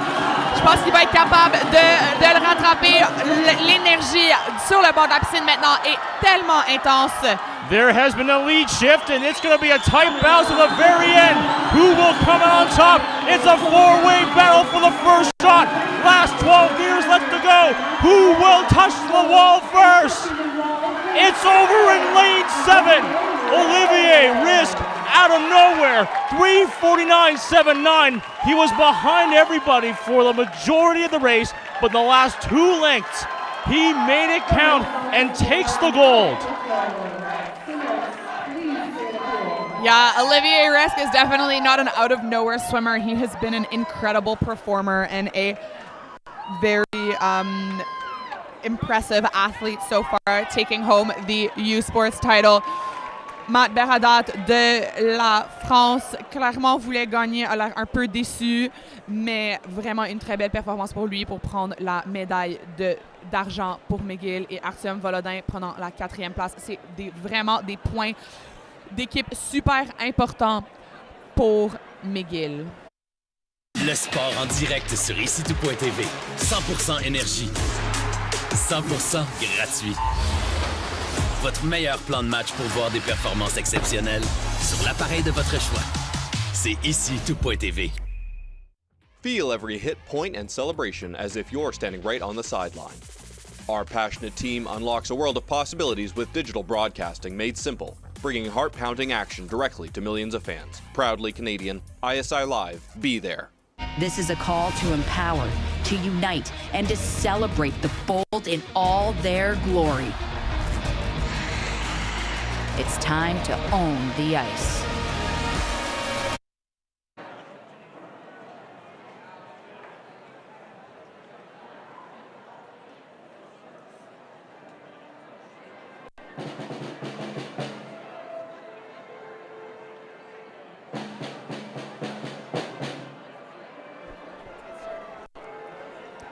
It is now time for our first 6 medal ceremonies. All of tonight's silver medalists will earn second-team All-Canadian honors, while our gold medalists will be named the 2025 first-team All-Canadians. We'll start with the 50-meter freestyle events. Presenting the medals tonight is Valerie Walker, former Varsity Blues 50 freestyle national champion and member of the 1984 national championship team. First, receiving the women's 50-meter freestyle bronze medal from Western University, Zaya Wetzlow.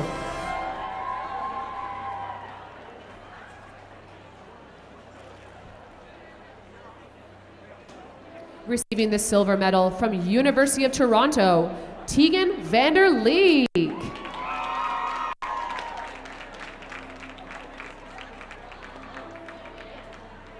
And receiving the gold medal from University of British Columbia, Kayla Noelle Sanchez.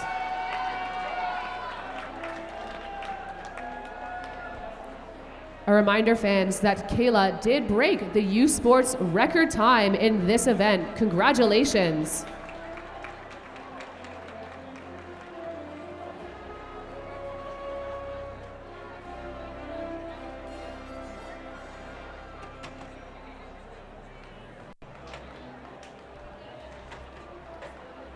Congratulations, and thank you, Valerie. Up next, the men's 50-meter freestyle.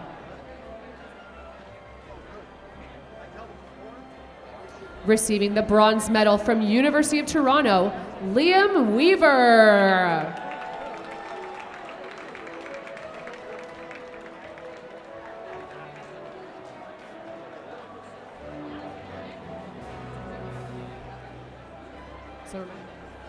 Receiving the silver medal from University of Toronto, Albert Boulay.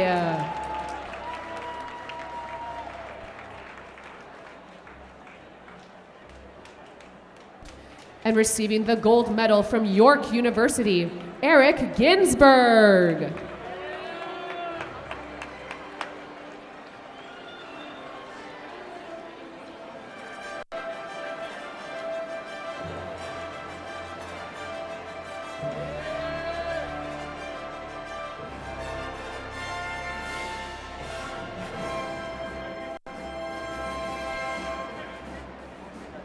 Congratulations, and thank you again, Valerie.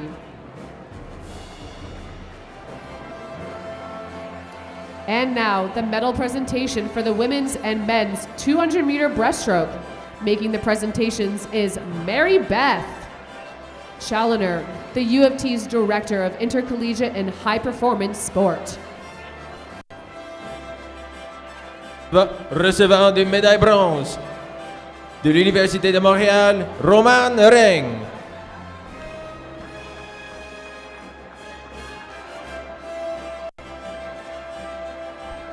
Receiving the silver medal from University of British Columbia, Emma Spence.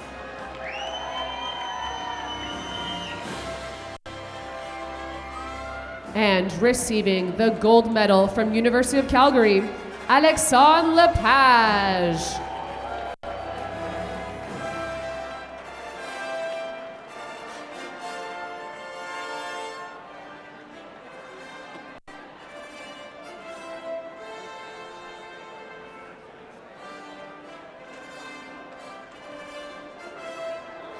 Congratulations, swimmers.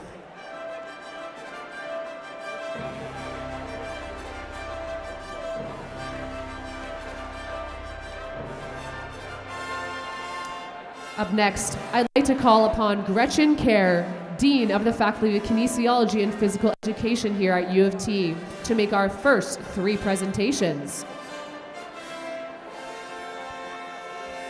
Up first is the men's 200-meter breaststroke.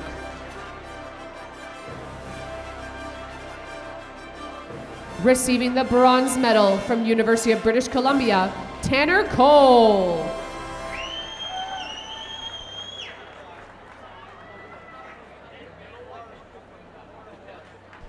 Receiving the silver medal from University of Toronto, Nathan Thomas.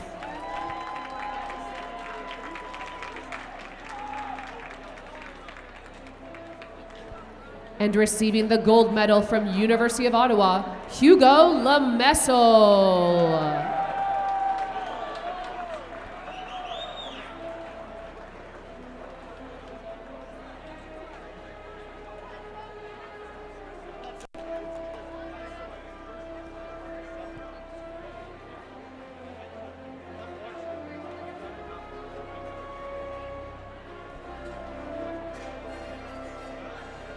Congratulations, swimmers.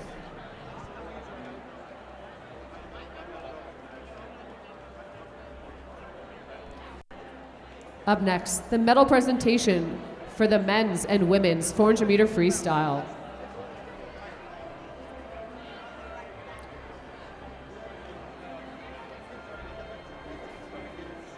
recevant des médailles bronze de l'Université de Laval, Raphaël Tremblay.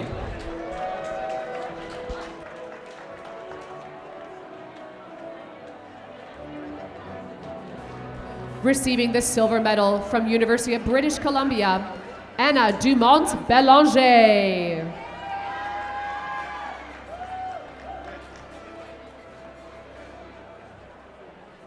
And receiving the gold medal from University of British Columbia, Emma O'Croynan.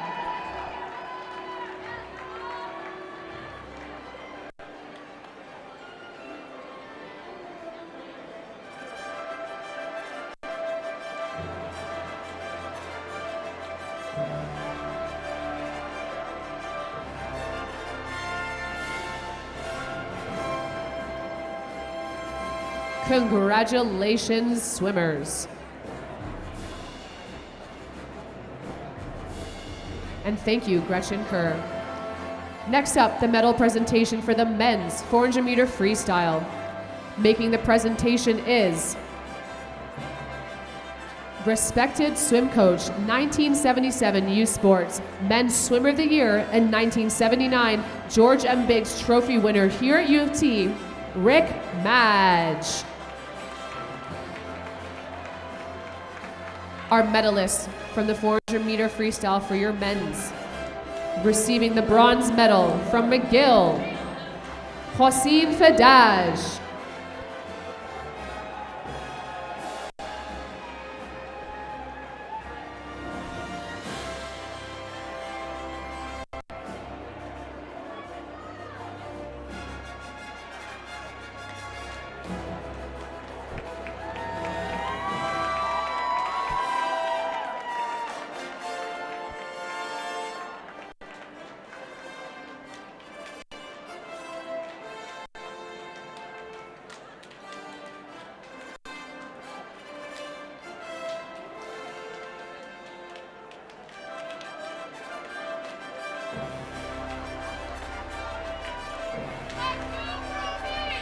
Receiving the silver medal from University of Calgary, Xavier Pimentel.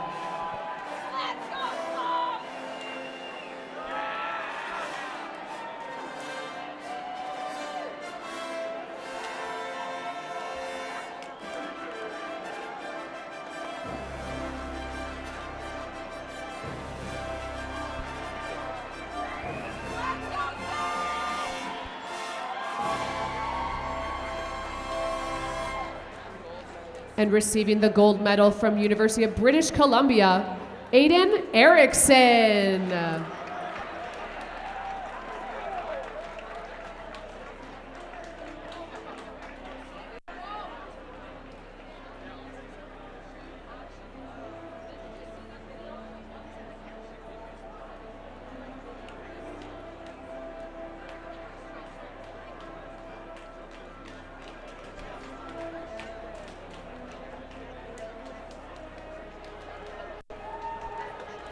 Apologies and correction. We are going to read off the men's 400 meter freestyle winners. Receiving the bronze medal from University of Toronto, Quinn Mateus. Receiving the silver medal from McGill University, Mats Beradat. And receiving your gold medal from University of British Columbia, Olivier Risk. Congratulations, swimmers. And that was the medal record so far, the medal ceremonies for the events so far in this night. Welcome back to live action on 2025 U Sports Swimming Championships on CBC. Here are the men's team standings at the end of 8 events. As you can see right there, the University of British Columbia out in front in a dominating fashion on both the men's and the women's side by 100 to 200 points almost. Well, it goes to show, as we've seen all the events and the results, it's good stuff to them, but the rest of the universities also trying to keep themselves respectable and consolation for the rest of the competition. My name's Amos Vang, and joined alongside Ainsley McMurray, we are your commentators for this entire championship event. We have the C final of the women's 100 meter backstroke.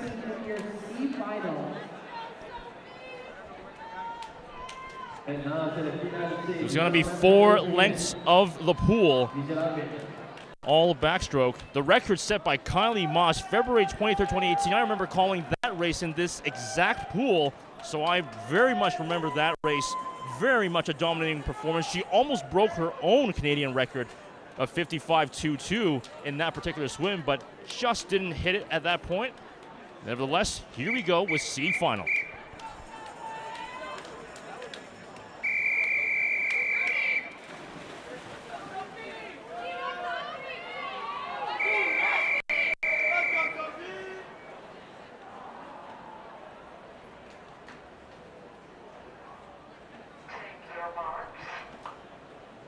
That's 4 lengths of the pool with the C final of the women's 100-meter backstroke. Yeah, we have a particularly young C final. I mean, they're all in either first, second, or third year of eligibility. That's pretty rare. I mean, having these girls coming in, especially the first years, and already showing their strength in this 100 backstroke. Nous avons une finale C particulièrement jeune, des filles dans première, deuxième ou troisième année d'éligibilité. C'est pas mal difficile, surtout pour les athlètes de première année, de pouvoir se démarquer et faire des finales. Natalie Day, 29.97 at the halfway point of the race. Yeah, speaking of young athletes, first year from McGill, Natalie Day in the lead. She has had a stellar year and is really proving herself as a top point scorer for McGill. Natalie Day, qui est en première position au mi-chemin de cette série, est une athlète de première année de McGill et démontre vraiment l'importance pour le pointage de McGill. Here they come down the final stretch. The first to touch this time will be Shea Guest. 102.67 rather is the time at the end. She takes the C final.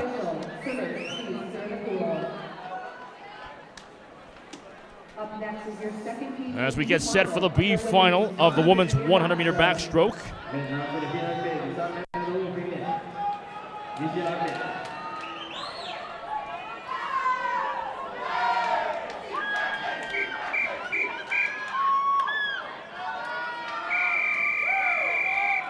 The fastest qualifier in the B final, Gemma Norman, the University of Toronto. 102.37 was her time as all the swimmers are in the pool to prepare for the backstroke. Yeah, this is Gemma's second race of the night after racing the 50 free earlier today. C'est la deuxième course de Gemma Norman de ce soir après avoir nagé le 50 libre. Not a particularly good start for Gemma Norman. Looked like she went pretty deep, but has come out with a lot of speed and is still in the lead. C'est pas le meilleur départ pour Gemma Norman. Elle avait l'air d'aller pas mal profonde, mais était capable de garder son kick sous l'eau et être première dans la série après son départ. It's a tight battle already at the halfway point. The first to turn at the wall is Olivia Rochade. 29.55 is the time so far. Oui, une des meilleures athlètes de l'équipe de Victoria, Olivia Rochard, une vraiment bonne force pour Victoria et pour ses coéquipières aussi. Olivia Rochard is a staple swimmer for Vic and has been one of their leading point scorers for U Sports. Here they come down the final stretch, the last 12.5 meters of the B final. A close battle across the board. Who will touch first? It will be over all the way in lane 3. Zoe Crisco of McGill, 102.67 is her time. Oui, superbe performance pour Zoe Crisco de McGill. Tous les points comptent vraiment et c'est ça qui différencie l'équipe qui va arriver 3e et 4e dans le pointage. Well, here we go. Just like that, we've got the A final incoming. Here's the start list for the A finals of the women's 100-meter backstroke. Yeah, I mean, athlete to watch. Bridget Burton won this event last year. She's been dominant in all of the backstroke events. Really, really top recruit that UBC got last year, and she's only been improving on that. Bridget Burton, dans le couloir 4 de UBC, était une des meilleures recrues pour l'Université de la Colombie-Britannique l'année passée et continue à dominer pour eux depuis l'année passée. Angelica Bath dans le couloir 2 de l'Université de Toronto. Elle est en 4e année pour eux. Il y a une grosse un gros groupe d'athlètes féminines de l'Université de Toronto qui ont gradué l'année passée, qui ont commencé avec Angelica Bass. C'est une des seules qui a resté. Un de nos capitaines et leaders sur l'équipe. On va voir ce qu'elle est capable de faire en ce moment. Angelica Bath. I mean, we had a huge group of girls from U of T that graduated last year. Angie, one of the only ones to come back, and she has been a leader on the team ever since, really helping keep the women's team positive and strong heading into these youth sports. Well, here we go with the A finals incoming. Once again, the record. All three records are held by Kylie Moss. Two of them in this very pool just 7 years ago. These are going to be very difficult records to beat. Doubtful that they will be beaten, but it's still going to be a respectable and competitive performance for all 8 competitors. So I've been talking a lot about family. You might recognize the last name Mastro Mateo. Gabe Mastro Mateo was one of U of T's top breaststrokers ever. So his younger sister Mimi will be racing in lane 3. The lights are on. The swimmers are about to jump into the pool. Here they go with the A final of the women's 100-meter backstroke.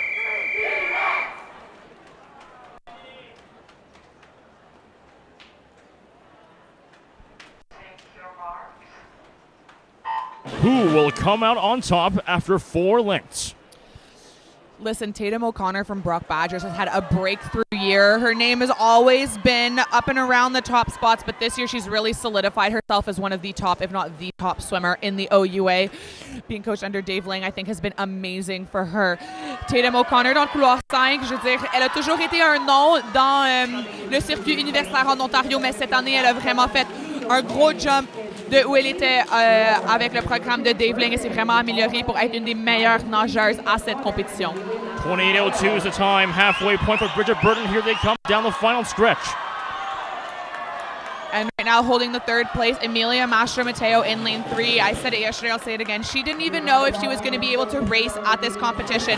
The strength and resilience that she has had to be here right now is just absolutely incredible.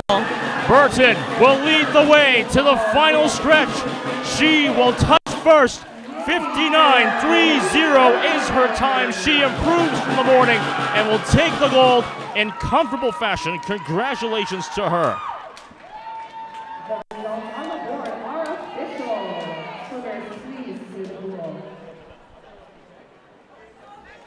Yeah, really strong race across the board for all these women. That really came down to the wire. I mean, almost nothing separating 2nd and 3rd place. So that was really a fight until the last touch. As we get set for the C final of the men's 100-meter backstroke. I'm looking at the records right now. 2 of them set by Marcus Thormeyer. One of them set in this pool, 51.57 and 52.30. The Canadian record set by Blake Tierney, who is in the A final of this event. 49.39 set in December 11th, 2024. Here we go, C final.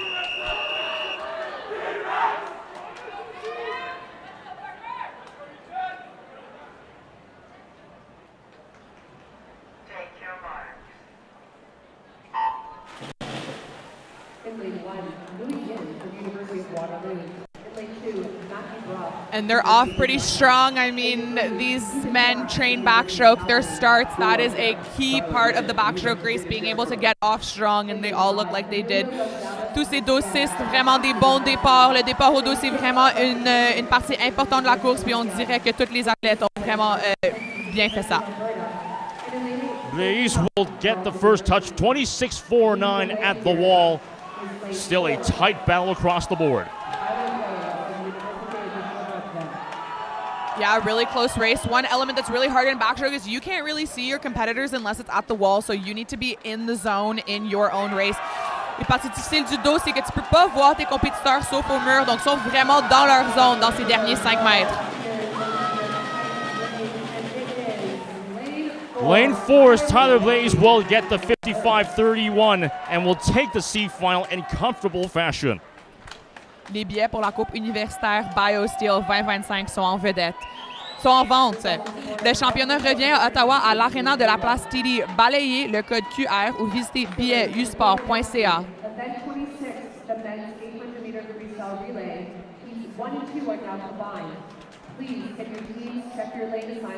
So we still have the B finals incoming as they get set up there. Fastest qualifier for the B final is Tristan Gouvier. 54.58 is his time of McGill University. Yeah, I mean, this is an extremely tight final, not only within the guys in the middle of the pool, but also with the A final. It came down to a matter of tenths between who was going to be in the A versus in the B. So this will be a very exciting race. As the swimmers are in the pool now, preparing for the B final, it's 4 lengths of the pool.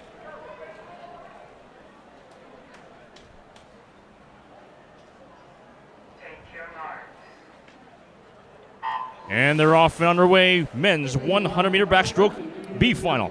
Oui, ça va être une superbe course. Il n'y a que des centièmes qui ont séparé un de l'autre, mais aussi entre les finalistes de la finale A. Donc, on va voir vraiment une course rapide. Le matin, tout ce que tu penses, c'est essayer de rentrer dans la finale A. Et maintenant qu'ils savent qu'ils sont dans la finale B, ça va être de chercher le plus de points dans cette finale.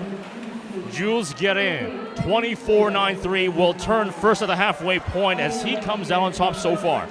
Oui, Gilles Guérin, un des meilleurs recrues pour McGill, nageur de France, vraiment fort, est venu au Canada pour s'entraîner avec Peter Carpenter. Vous allez voir beaucoup de Français pour McGill ce soir qui ont voulu venir s'entraîner au Canada et faire le programme U-Sport. As they come down the final stretch, Guérin trying to hold off the rest of the pack. Will he do so? Yes, he will. 53.48 is his final time as he touches and takes the B final. Oui, superbe performance pour les athlètes de McGill qui sont arrivés première et deuxième place. Vous pouvez les voir en ce moment. Vraiment beaucoup de fierté pour leur école et beaucoup de joie l'un pour l'autre.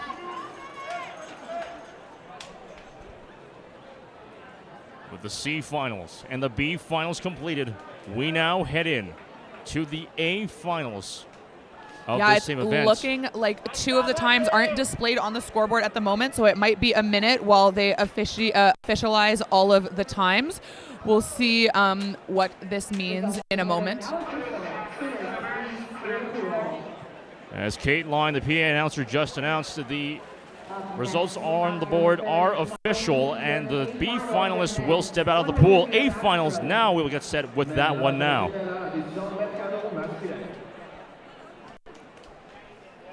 Here's the start list of the men's 100 backstroke A finals.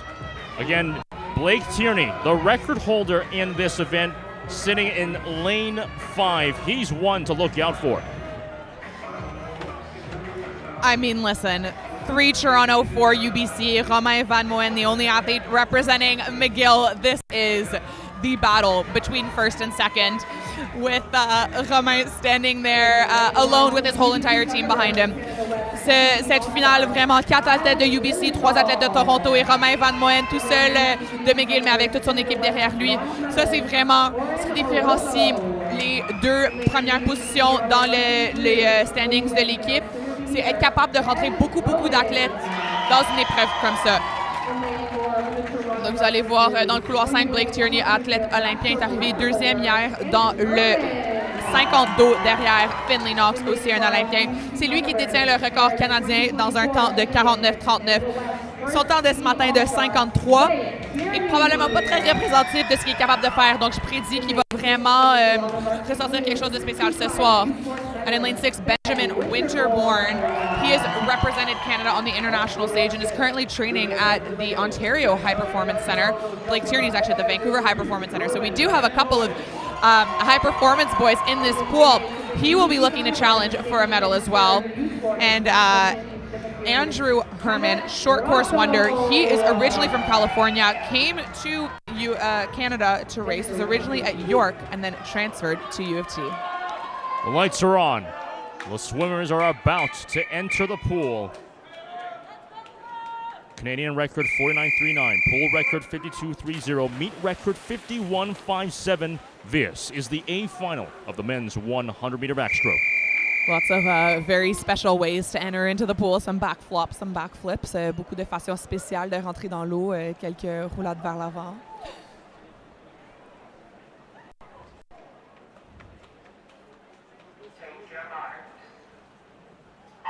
4 lengths of the pool. Who will come out on top?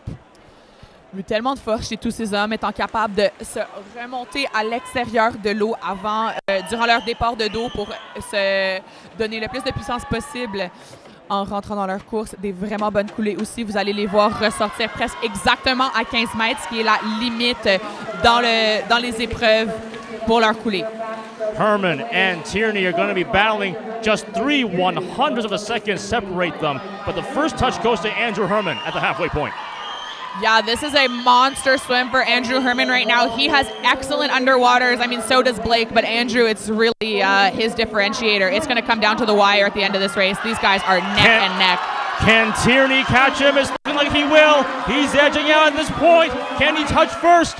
Tierney will touch the wall first. 51.00.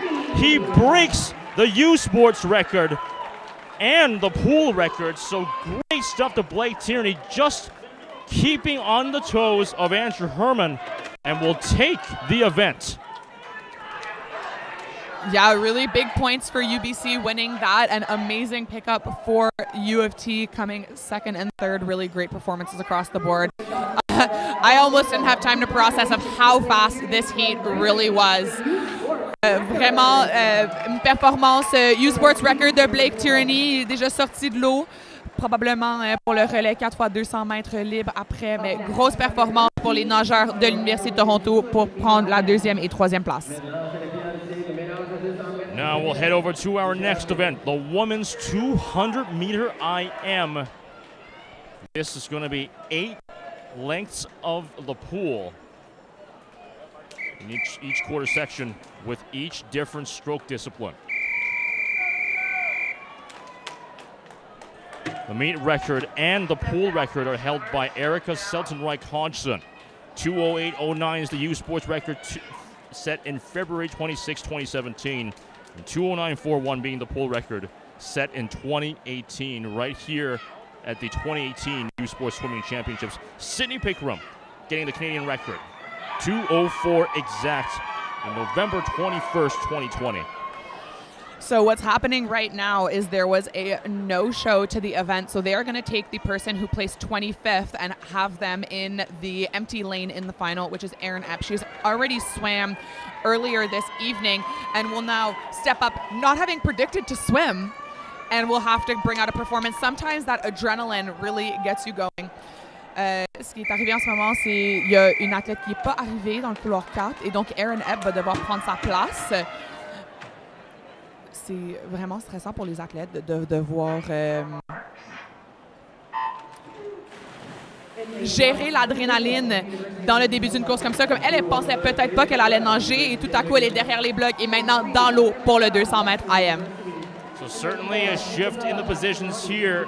A last minute no-show and a replacement shown in as we enter the end of the first part, being the butterfly of this IM.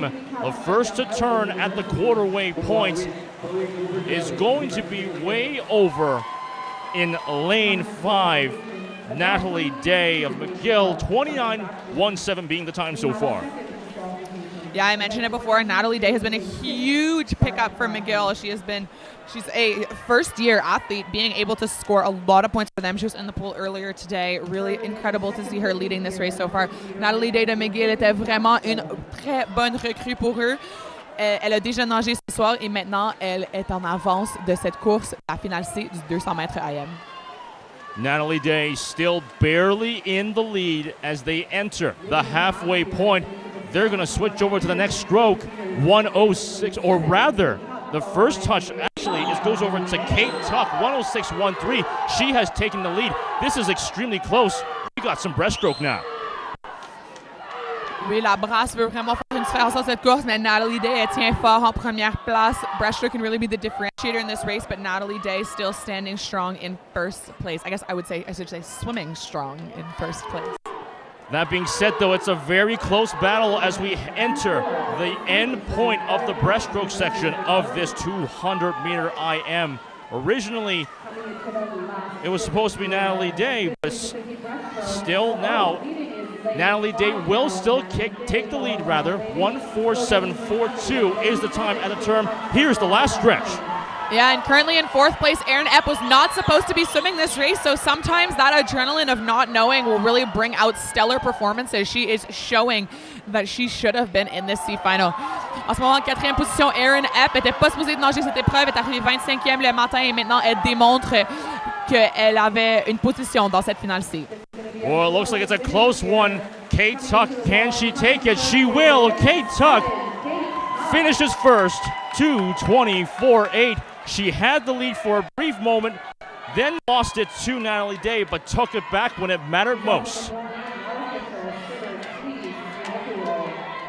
So, the 2025 Miller Waste Systems U Sports Women's Hockey Championship day passes, including 2 games, begin for as little as $25 for adults. Click the QR code at the bottom of your screen or visit usportstickets.ca to order your tickets today. Now with the B final of this same event, the women's 200-meter IM.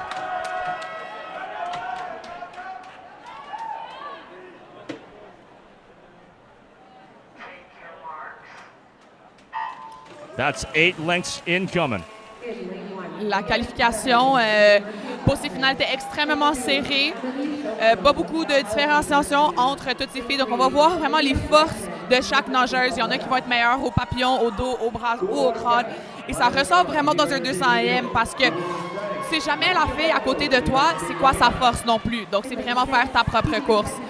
It was an extremely close qualifying in the 200 IM for all of these women, and it'll be interesting to see whose strengths are which stroke and where you have to be doing your own race, not focusing too much on what's going on next to you because you don't necessarily know what their strengths are either. Maya McGaughan led the butterfly section, 29.42 at the turn as we have some backstroke incoming.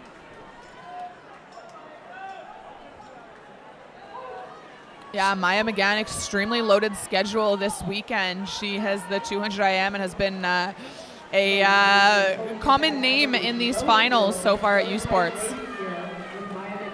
At the halfway point, this time the lead will shift over to Greta Gulias, 1:05.38 being the time.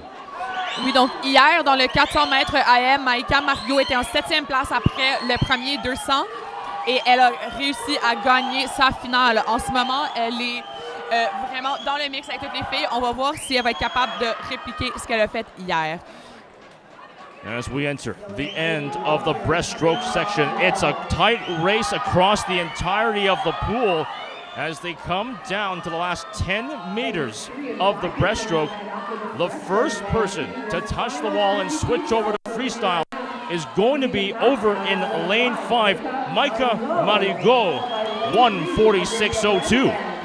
Et la force de Maïka Mario est vraiment sa brasse, mais aussi être capable de finir fort au libre. Elle travaille tellement fort dans la piscine, fait beaucoup d'entraînement de distance et c'est pour ça qu'elle est capable de vraiment finir ses épreuves en force. Elle se différencie vraiment de ses compétitrices en ce moment et je pense avec son corps au complet de devance va être capable de prendre cette course. Marigot now with a confident lead when it mattered most. She comes down and touches first. 2:18.12 is the time. Maïka Marigot takes the B final in comfortable fashion. Oui, grosse descente de temps pour Maïka Marigot depuis ce matin. Un temps de 2:18.12 ce matin. Elle a fait 2:19.89. Donc, on voit que l'adrénaline de la finale l'a vraiment laissé faire des grosses performances ce soir. Now we'll move on to the A finals. Here's the start list for the A finals of the women's 200-meter IM. A stacked field across the board, as we see right here on your screen. Yeah, so I was talking about it for the men's. We're going to see it again here for the women. 3 UBC, 3 Toronto. These are the battle heats. We're going to see these scoring can really shift a competition on its head. UBC pretty comfortable in the lead right now, but anything can change at any moment. So U of T has a good opportunity to pick up a lot of points here. So looking back at the records again, 2 of the records being the meet record and the pool record held by Erica Seltenreich-Hodgson. 2:08.09 is the U Sports record, 2:09.41 is the pool record. The Canadian record set by Sydney Pickram back in 2020. 2:04 exact is the time for that. 3 records on the line as we have 8 strokes across the board.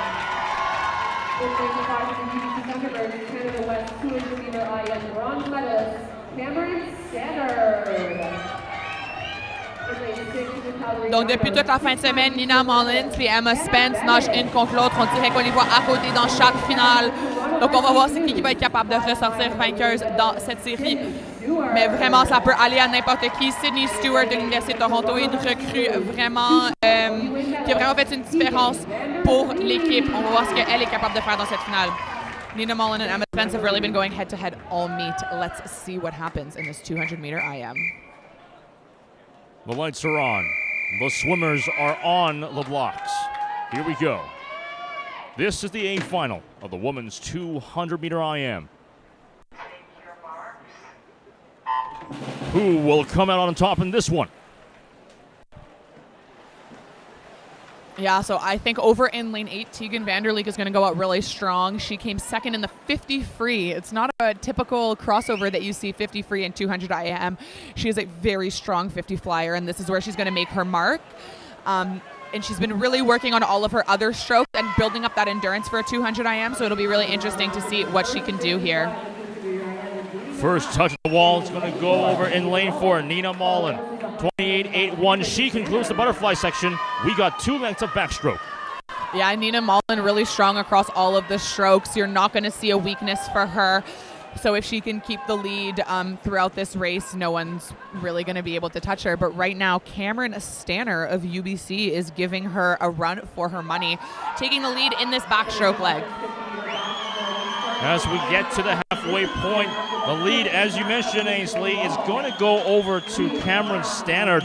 1:02.91 is the time. You were mentioning this yesterday, Ainsley. With an IM event, you got to be very proficient in every single stroke in this event. Oui, on le voit en ce moment, Nina Mullins, sa force est vraiment la brasse et elle prend d'avance sur Cameron Stanner. Puis Emma Spence aussi vraiment forte à la brasse. Elle va faire de son mieux pour se rattraper. Stannard still leading the pack, but it's a hard challenge by Nina Mullins. It's in 1 and 2 battle to the finish of the breaststroke section. We still got 2 more lengths of freestyle. This time, the first touch will go to U of T's Nina Mullins, 1:42.02, 2 lengths of freestyle. Oui, on va voir c'est qui va être capable de se différencier ici dans le libre. De ce que je vois, on dirait que Nina Mullins, elle a une meilleure cadence de ses bras.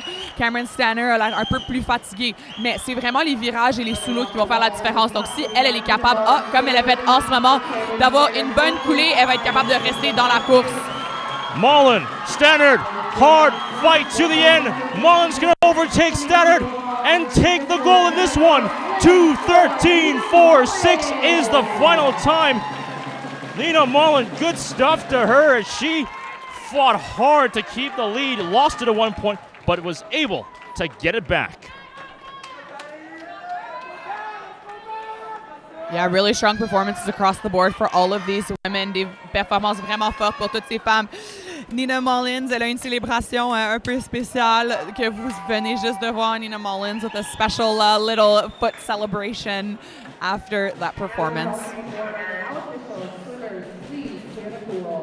So after a fiery women's 200-meter IM, we move on to the men's 200-meter IM C final.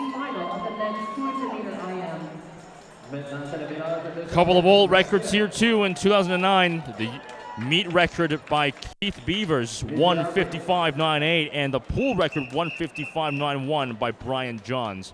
Finley Knox holds the Canadian record, 1:50.90, just set in December 10th, 2024.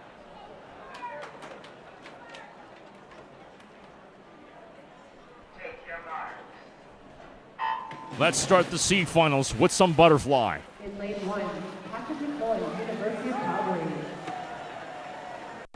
Yeah, a lot of names that we've heard before in this final. Il y a beaucoup de noms qu'on reconnaît dans cette finale. Patrick McCloy a déjà nagé, Romain Van Moen aussi, Eric Lynn Sison. C'est vraiment difficile pour ces athlètes de pas juste nager une fois rapidement, mais aussi de se reprendre et avoir une autre course. Ça prend des heures et des heures d'entraînement pour être capable non seulement de nager 2 fois ce matin, mais aussi le reprendre et nager 2 fois ce soir en force. Ricardo Camuso takes the lead early on, 26-6-1 with backstroke incoming. Still a close battle across the board at this portion of the race as they enter the halfway, or the end rather, of the backstroke portion. Oui, en avance de McGill, on va voir Ricardo Camuso après les 2 premières nages. Et maintenant, on change à la brasse. On va voir sont où les forces de ces nageurs. Mathieu Ionescu-Tremblay est toujours capable de se différencier dans sa brasse et dans son libre dans le 200 AM. Va-t-il être capable de rattraper les autres nageurs? It's still a battle out here in the C final. Camuso having the lead for the majority of the race so far as they will end the breaststroke section, but it's still very, very close to call. The first to touch this time will be in lane 7, Matthew Sergianis with 1:34.11 with the first touch in this one. Yeah, this is really a mad race across the pool right now. It's looking like it's McGill all day. But out in lane 7 from Calgary, Matthew Sigrianis is not going to let them all get away. Will they be able to catch him? Hard-fought battle between 3 swimmers. The first to touch of the wall is going to be in lane 6, Eric Lindseisen. He was behind for the majority of the race, but took it at 2:03.32 when it mattered.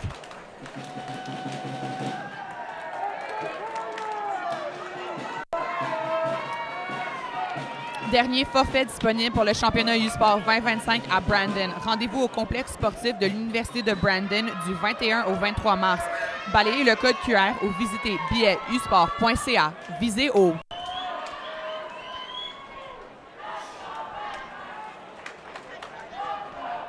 We're still waiting on the remainder of the C finalists to leave the pool as the B final of the men's 200-meter IM will be underway. Yeah, for some of these athletes, I mean, it's their 4th race of the day. It's going to be a little bit slow to get out of the water. It hurts. They have put everything in this pool. Pour quelques-uns des nageurs, ça va être leur 4e épreuve de la journée. Et des fois, c'est pas mal difficile de sortir de l'eau après avoir tout donné dans la piscine. Nous allons maintenant passer à la finale B dans le couloir 4. Raphaël Blama va être votre premier seed. In lane 4, Raphaël Blama will be your top seed. Athletes have now been asked to relax and step down, so they will be taking a quick break before starting again. Lots of different strategies here. It really gets in your head. I mean, we saw it yesterday in the 400 IM. I don't know what it is about IM, but it seems unlucky. A lot of athletes will be sitting down, getting their clothes back on. You need to be in the perfect headspace before these races. On a un moment de repos et vous allez voir un peu des stratégies différentes. Il y a des athlètes qui restent vraiment préparés dans leur zone, vont juste rester exactement où ils étaient avant le départ. Il y en a d'autres qui vont remettre leurs vêtements, s'asseoir, essayer de relaxer avant la course. C'est vraiment pour voir, ça dépend de l'athlète, mais pour avoir leur meilleure performance. Yeah, they were waiting on the results on the board to be officialized, and they are official now. So now the B finals are going to be underway after that short break there. You were mentioning how this happened to be always at the IM. Maybe IM stands for I'm unlucky. I don't know, but I mean.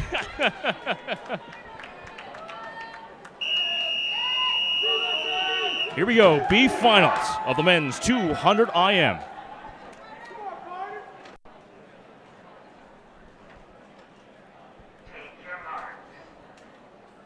Why don't we get started with some butterfly? Yeah, in lane 7, Carter Scheffel was in that A final that got recalled yesterday. So him being back up again, having another difficult start. I mean, this is going to really teach him some resiliency if he doesn't have it already.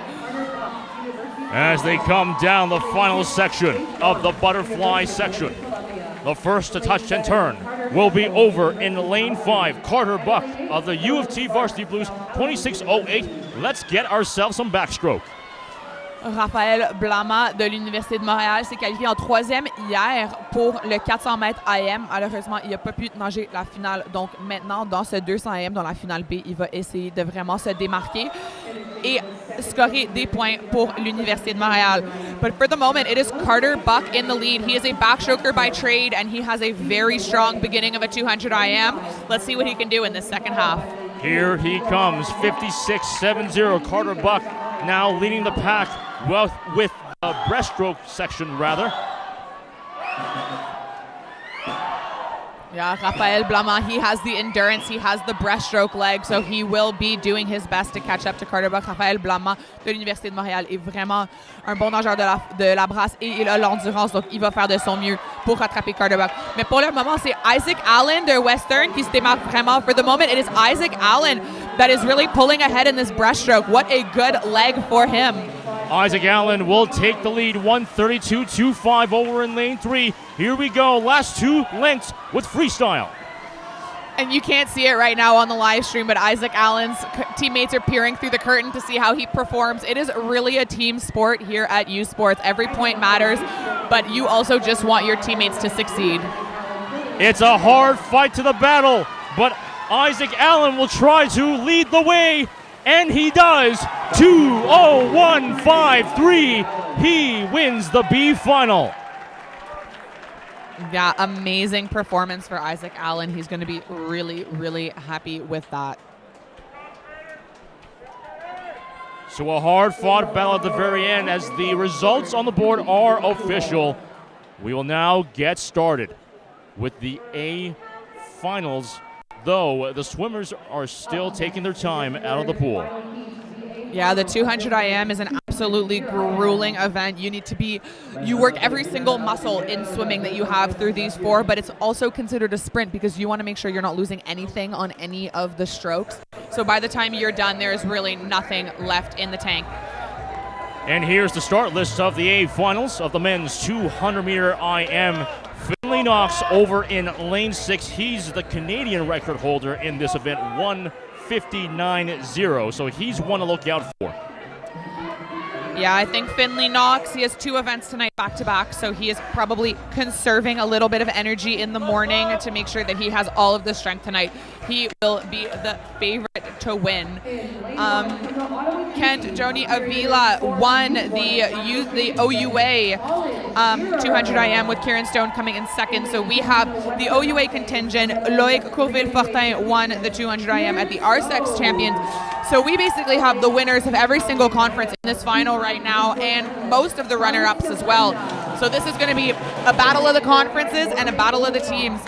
One of the rare times that U of T has 3 men for UBC's 1. So even if Finley Knox does win, this could be a big point pickup for Toronto. Yeah, absolutely. Every point counts, as you stated, Ainsley. As we see in the standings, the UBC Thunderbirds still leading as of 8 events, but that can change if the performance in the later events shift against their favor.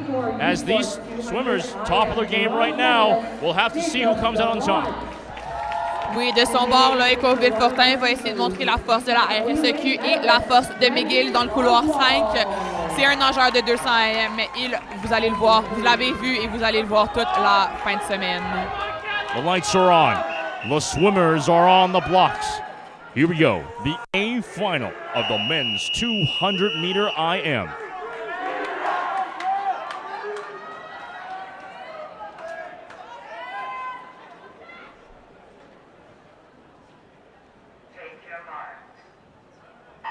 Who will come out on top? Let's start off with some butterfly.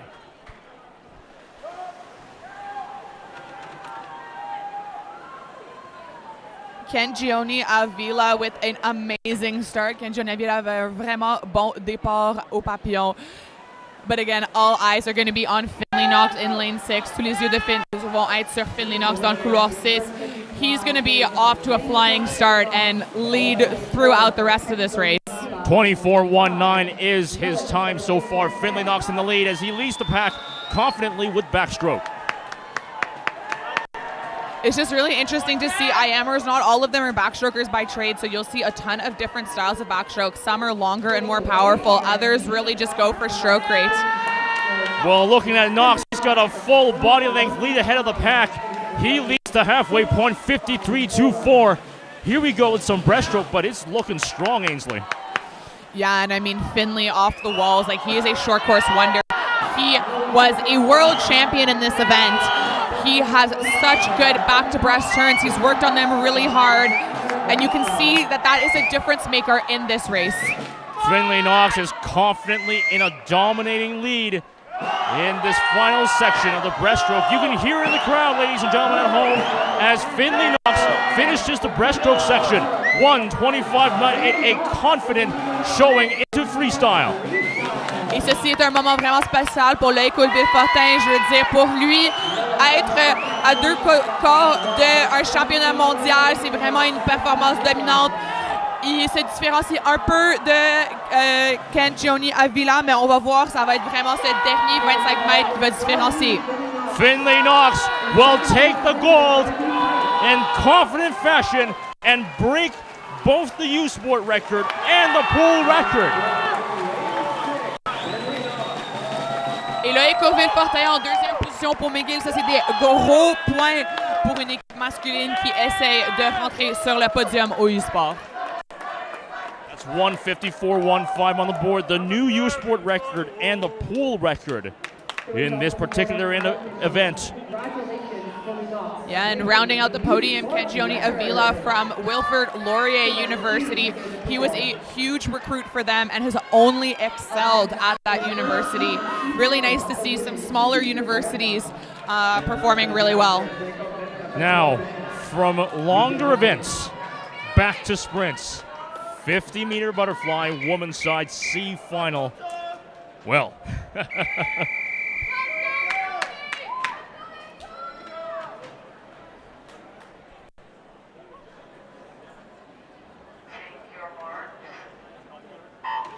and this was an extremely fast morning. I mean, an entire heat of 28 is incredible. Normally that would be an A final at U Sports. Maybe not quite in short course, but these women are so fast, and it is just not much that's differentiating between first and 24th. Who will come down the line? A close battle across the board. It's anybody's game. Last 10 minutes ago, the first to touch at the wall is going to be over in lane 5 in the C final. Gabriela Catsasanta takes 28.11 and the C final as her time. The 2025 U Sports Women's Volleyball Championship Tournament packages and single game tickets are on sale now. Click the QR code at the bottom of your screen or visit usportstickets.ca to order your tickets today. Now heading over to the B finals, looking at the qualifying times with the exception of one, we've got a whole slew of 27 seconds across the board in the qualifying times in this B final. Emilia Mastromateo over in lane 3 to look out for her.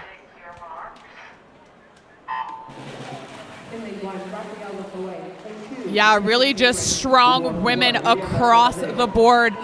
Butterfly, it's really interesting in the 50s. Some people will stay long underwater, some will just try to pop up as fast as they can. But right now, it's really too close to call. They are all neck and neck across the board. Last 12.5 meters left to go. It's a tight battle across the board. They come down to the wall, and it will be in lane 2. Anika Cameron gets 27.72 as her time and the B final for her and her team. I mean, look at that. 72, 73, 74, 76, 81. That's just nothing, right? Like, they all came into the wall together. Si vous regardez le tableau, je veux dire, c'était des centièmes qui ont différencié la première et la cinquième fille dans cette série. C'était vraiment rien qui différenciait tellement une bonne course. Well, now, here's the start list of the A finals of the women's 50-meter butterfly. Kyla Sanchez, again, a recognizable name. Look out for her. Your fastest qualifier with a time of 26.16. Yeah, she is extremely strong in butterfly. Really great across the board. Eloise Allen, the defending national champion in this event. Honestly, This is going to be a massive pickup for UBC. They have 5 girls in this final. Il y a 5 filles de UBC dans cette finale. C'est juste tellement de points à avoir. Et dans le couloir 8 de Brock, vous allez voir Tatum O'Connor qui va essayer de voler des points à UBC. And Michelle Wang from Mac will also be trying to steal some points. And all the way over in lane 1, Liz Ling from McGill. I mean, she's a sprint phenom. I would never discount her. We might be seeing some outside smoke here tonight. As the record stands, the U Sports record was set by Catherine Savard. 25.86 was the time in February 24, 2017. Noemi Thomas with the pool record 25.07 set on 2013. The Canadian record set by Margaret McNeil, the recent retiree from swimming and about to go to law school. Hopefully, last time we checked, she was running the LSAT with a time of 24.64. Yeah, so Maggie is in fact preparing to do her LSATs. She's been traveling all around the world doing amazing things, but this is an Olympian-studded record book. Will Kyla Sanchez be able to etch her name again? The lights are on. The swimmers are on the board. You blink, you miss. This is the A final of the women's 50-meter butterfly.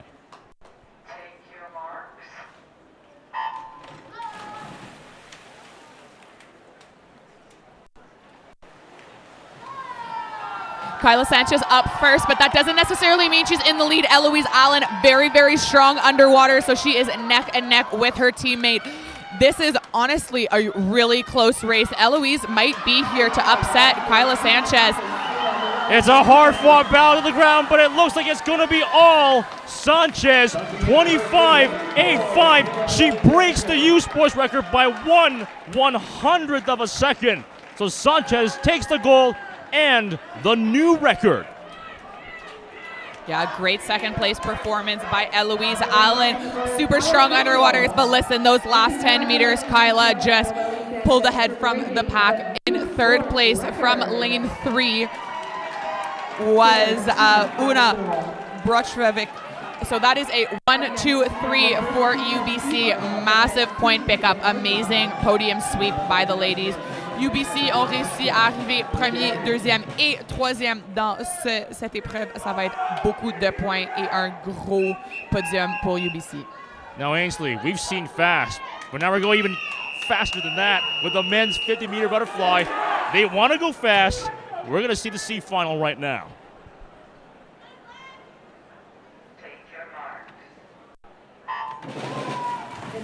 Yeah, we're seeing a variety of teams represented in the pool tonight. Il y a beaucoup d'équipes dans la piscine ce soir. Dans le couloir 5 de l'Université de Montréal, on voit Jacob Saint-Germain qui a l'air d'avoir l'avance sur ses autres compétiteurs, mais je vous dis, c'est vraiment une compétition vraiment proche en venant dans le mur.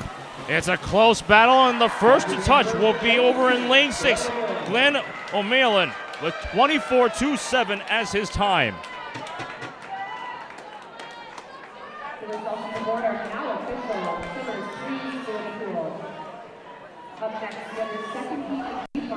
With the B final incoming now. Yeah, we have a final full of 50 freestylers or backstrokers that are trying their hand at the 50 fly. Andrew Herman's a backstroker. Stephen Calkins, Liam Weaver, and Luke Stewart Binder are all 50 freestylers. Let's see what they can do here in the 50 fly. The records for U Sports sent by Clement Secchi. 3 years ago, 23.05 is that time. Here we go with the B final. Oui, Clément Secchi, nageur français, il a été à Paris et a gagné une médaille de bronze avec le relais 4 x 100 mètres AM pour la France. C'est lui qui détient le record. On va voir si ce record va être capable de toucher, même avec cette série. Je veux dire, Stephen Calkins, Liam Weaver, Luke Stubinder et tous les gars dans cette série sont vraiment des nageurs de papillon pas mal forts. It's a close one on the line, and the first one to touch will be over in lane 5. Aiden Harris, he'll take the B final, 24.18, 1/100th of a second ahead of lane 4's very own Luke Stewart Binder. Yeah, Aiden Harris having an incredible meet, really showing his role on the UFT team right there, looking to solidify that second spot. And it's these little jumps in points that are going to make a big difference. But wow, what a close race. I mean, 24s across the board, not much differentiating these athletes. As they're still tallying up the time.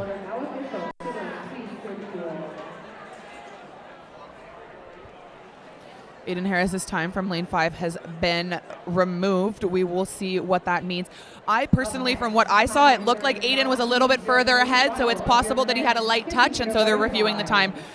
De ce que moi j'ai vu, Aiden Harris avait l'air un peu plus à l'avance, donc c'est possible qu'ils vont réviser son temps parce qu'il n'a pas touché le pad assez fort.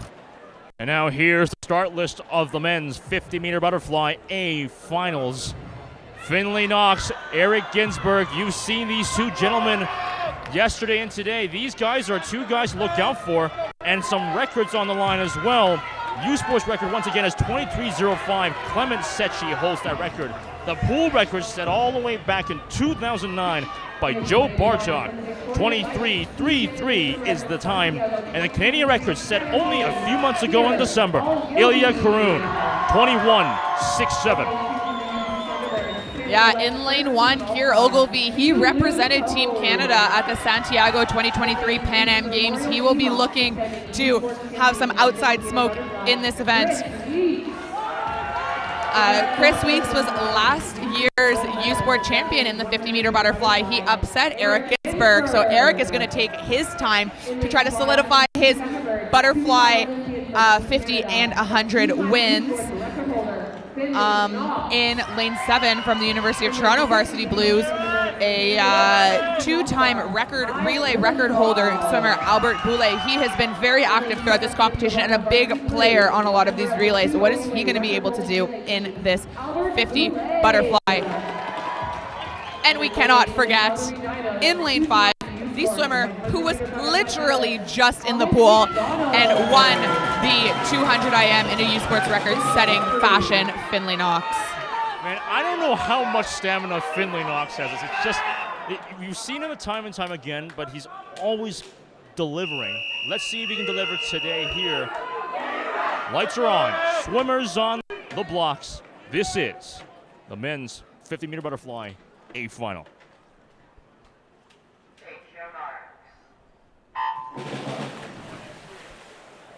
That was some power off of those blocks. These guys are not messing around. Everybody up together. You know, there's not much. They've been working on their dives, not much differentiating these men. Everybody looks at the wall together.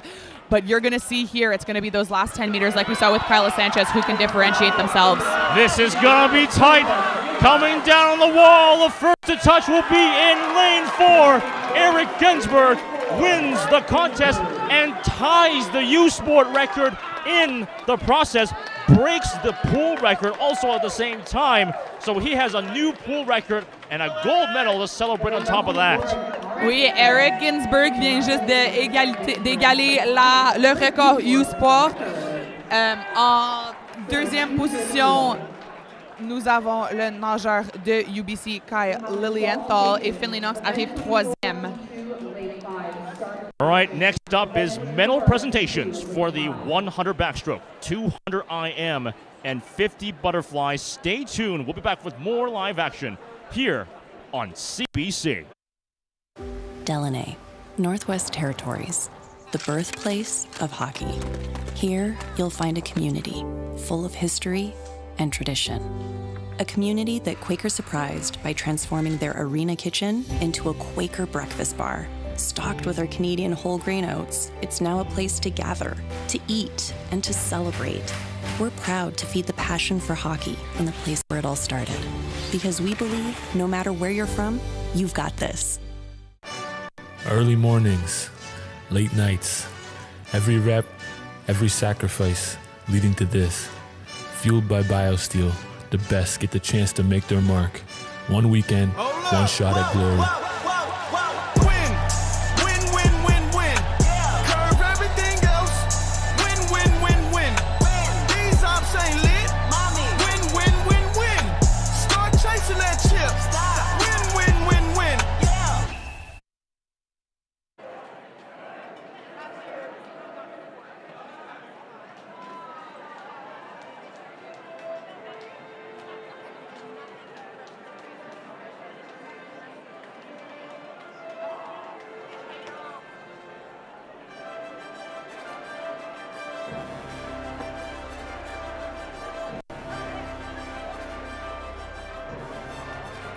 It is now time for our next 6 medal ceremonies. All of tonight's silver medalists will earn second team All-Canadian honors, while our gold medalists will be named 2025 first team All-Canadians.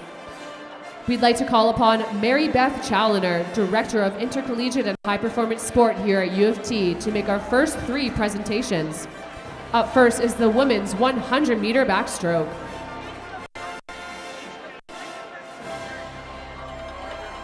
Receiving the bronze medal from Brock University, Tatum O'Connor.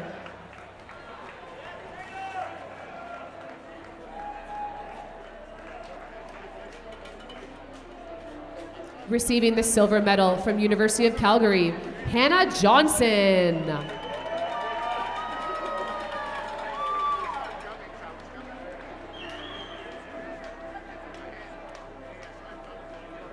And receiving the gold medal from University of British Columbia, Bridget Burton.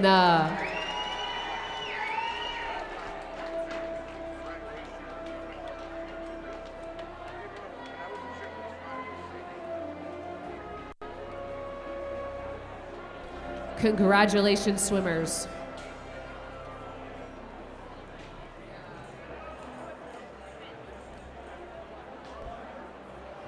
Next up, the men's 100-meter backstroke. Receiving the bronze medal from University of Toronto, Ben Lowen.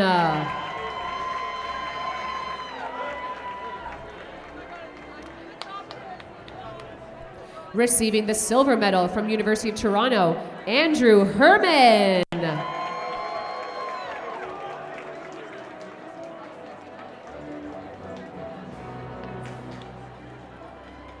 And receiving the gold medal from University of British Columbia, Blake Tierney.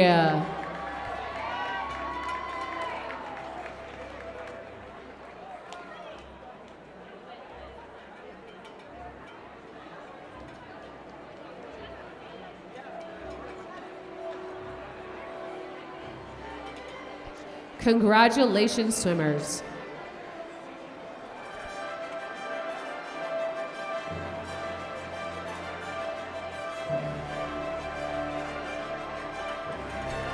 And now, the medal presentation for the women's 200-meter IM.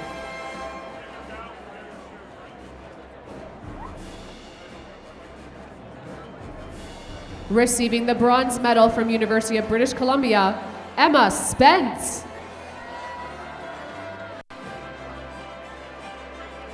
Receiving the silver medal from University of British Columbia, Cameron Stannard.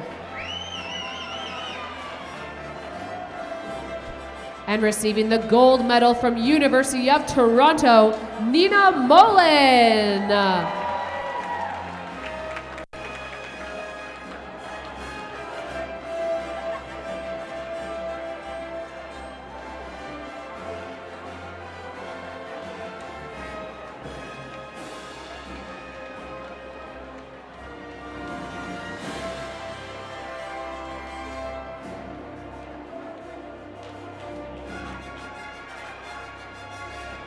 Congratulations, swimmers, and thank you, Mary Beth.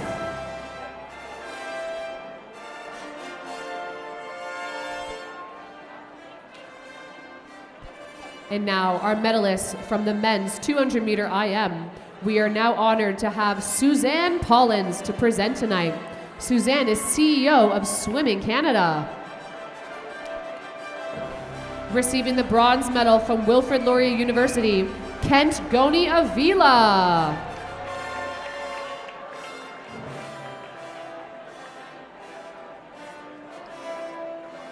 Receiving the silver medal from McGill University, Loic Corville-Fortin.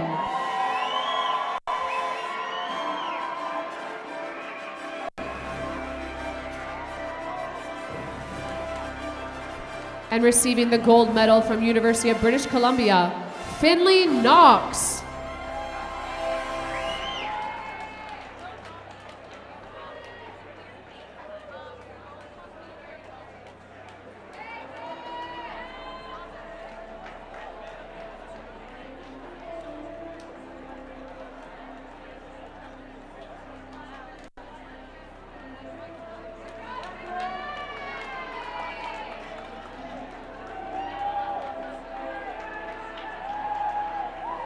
Congratulations, swimmers. And now the medal presentations for the women's 50-meter butterfly.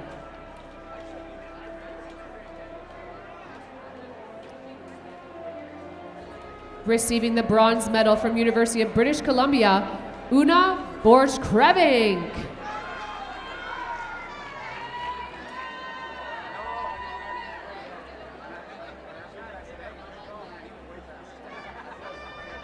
Receiving the silver medal from University of British Columbia, Eloise Allen.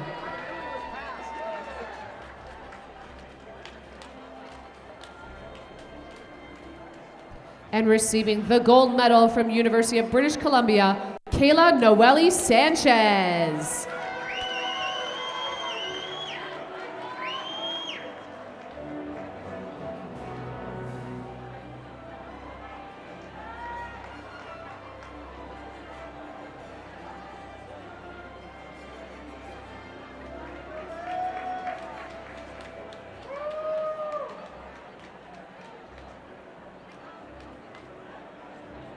Congratulations, swimmers.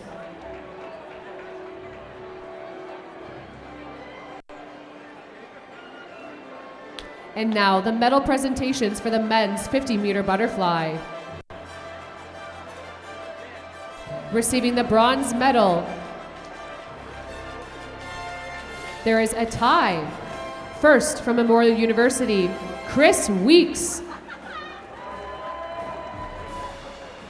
And from University of British Columbia, Finley Knox.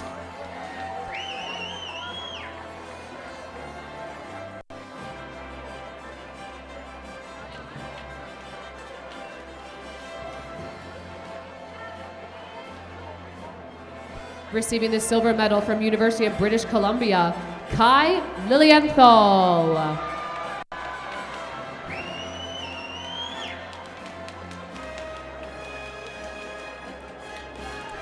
And receiving the gold medal from York University, Eric Ginsberg.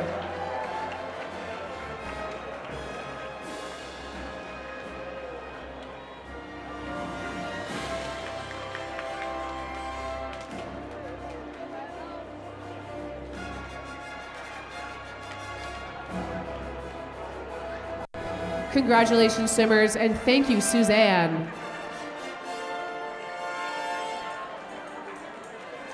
Ladies and gentlemen, our next event in the pool is the women's 800-meter freestyle relay. Well, that's the medal ceremonies for the previous events. We're back with the last few events of day 2. Taking a quick look at the men's team standings after 10 events. UBC still in the lead, but U of T is catching up, just behind by about 130-something points.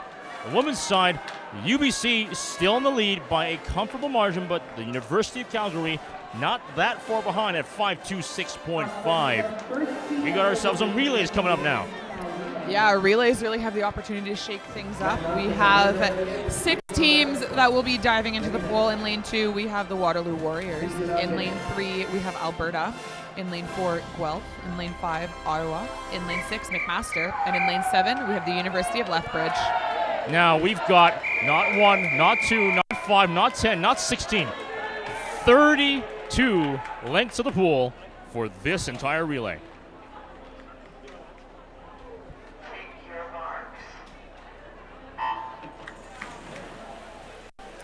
So you'll notice the Canadian record in this event is held by Summer McIntosh, Kayla Sanchez, Catherine Savard, and Rebecca Smith.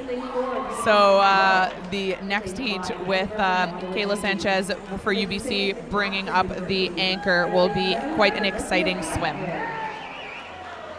Still early on in this race, but the first touch at the wall will go over to lane 3's University of Alberta. 28:25 is the time so far.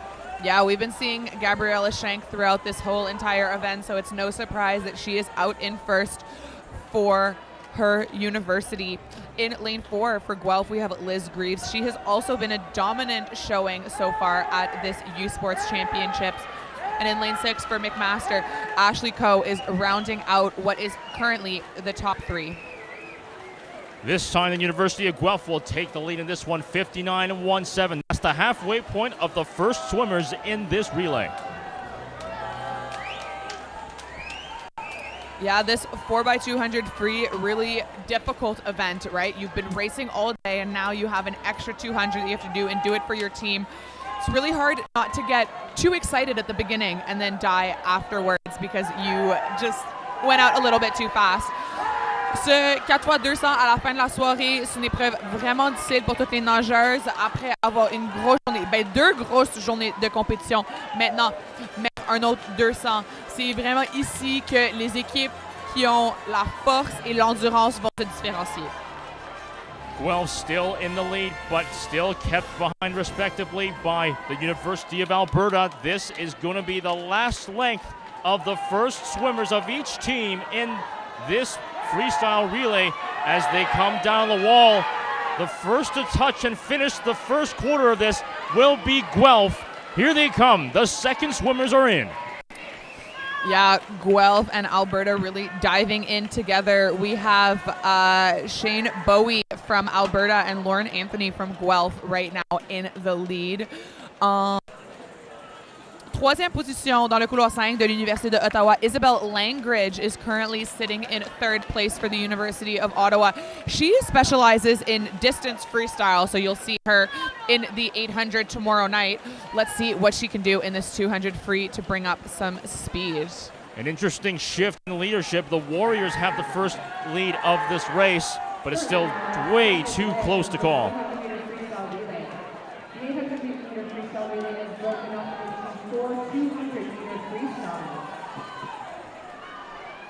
It's still neck and neck between Guelph and Alberta as they come in for the first half of this 4x2 free, or their legs of the 4x2 free relay.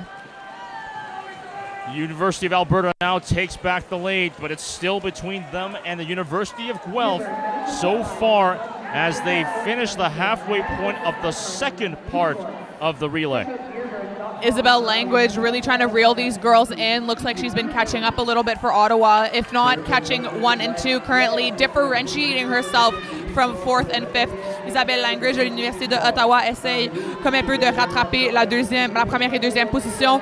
Mais si elle ne réussit pas ça, elle est capable de se différencier de la 4e et 5e position pour solidifier la place de Ottawa en 3e. University of Alberta still in lead. Shane Bowie leading the pack still.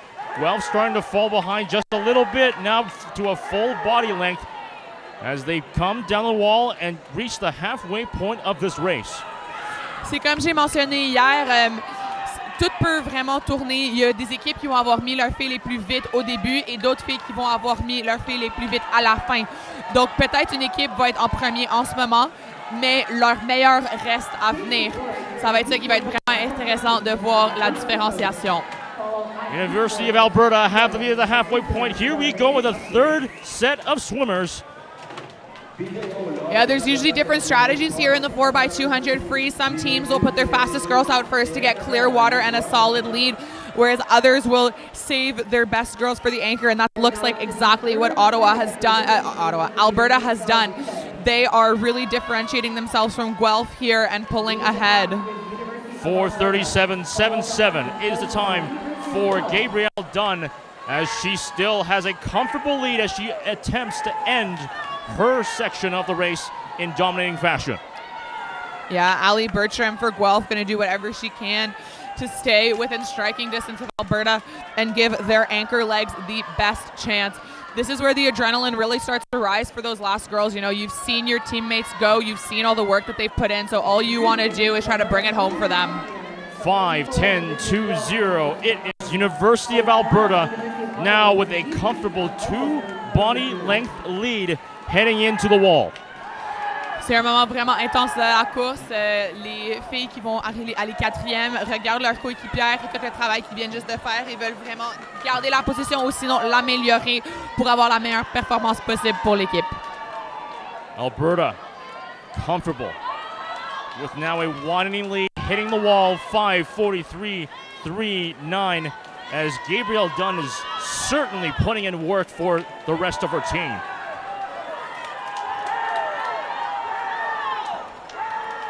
Guelph now starting to lose their second place spot. They still have it, but it's a hard-fought battle over also in lane 5. The Ottawa Gigis are starting to catch up. Oui, Rachel McInnes de Ottawa fait vraiment une remontée et essaye de rattraper Ali Bertram de Guelph. Je pense qu'à la fin de ici, Ottawa va plonger en 2e position ou sinon va essayer de son mieux de rattraper Guelph dans cette dernière manche du relais. Isabella Seneviratne will enter the waters for the University of Alberta. They are the last swimmers for this particular event. Still a comfortable lead for the University of Alberta. Entering the quarter point with 6:39.44 the time. It's looking really solid here for Alberta. They have solidified their lead and their anchor leg. Isabella Seneviratne has really distanced herself from the rest of the pack. Guelph still keeping their second place and Ottawa doing whatever they can to keep that third and maybe catch up to second.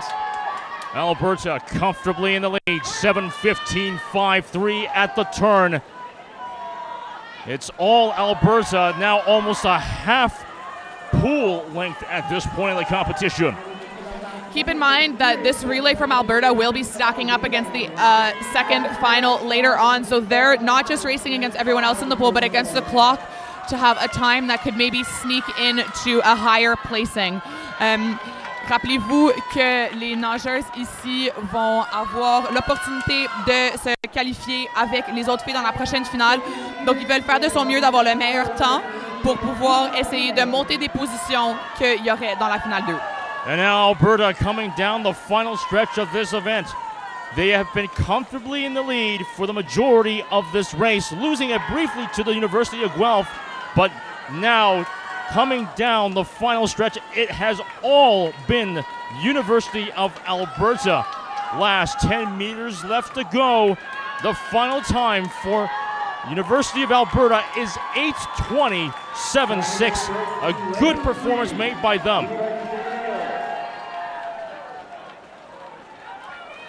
Yeah, you'll see all the teammates behind the blocks cheering on their anchor leg. Now this relay is done. Very great performances from all of the athletes in the pool. Vous allez voir toutes les coéquipières des nageurs en 4e position qui vont les encourager. Des très belles performances de toutes les nageuses dans la piscine. So now the first time final is done. Swimmers leaving the pool now. We will get set with the second final of the women's 800-meter freestyle relay.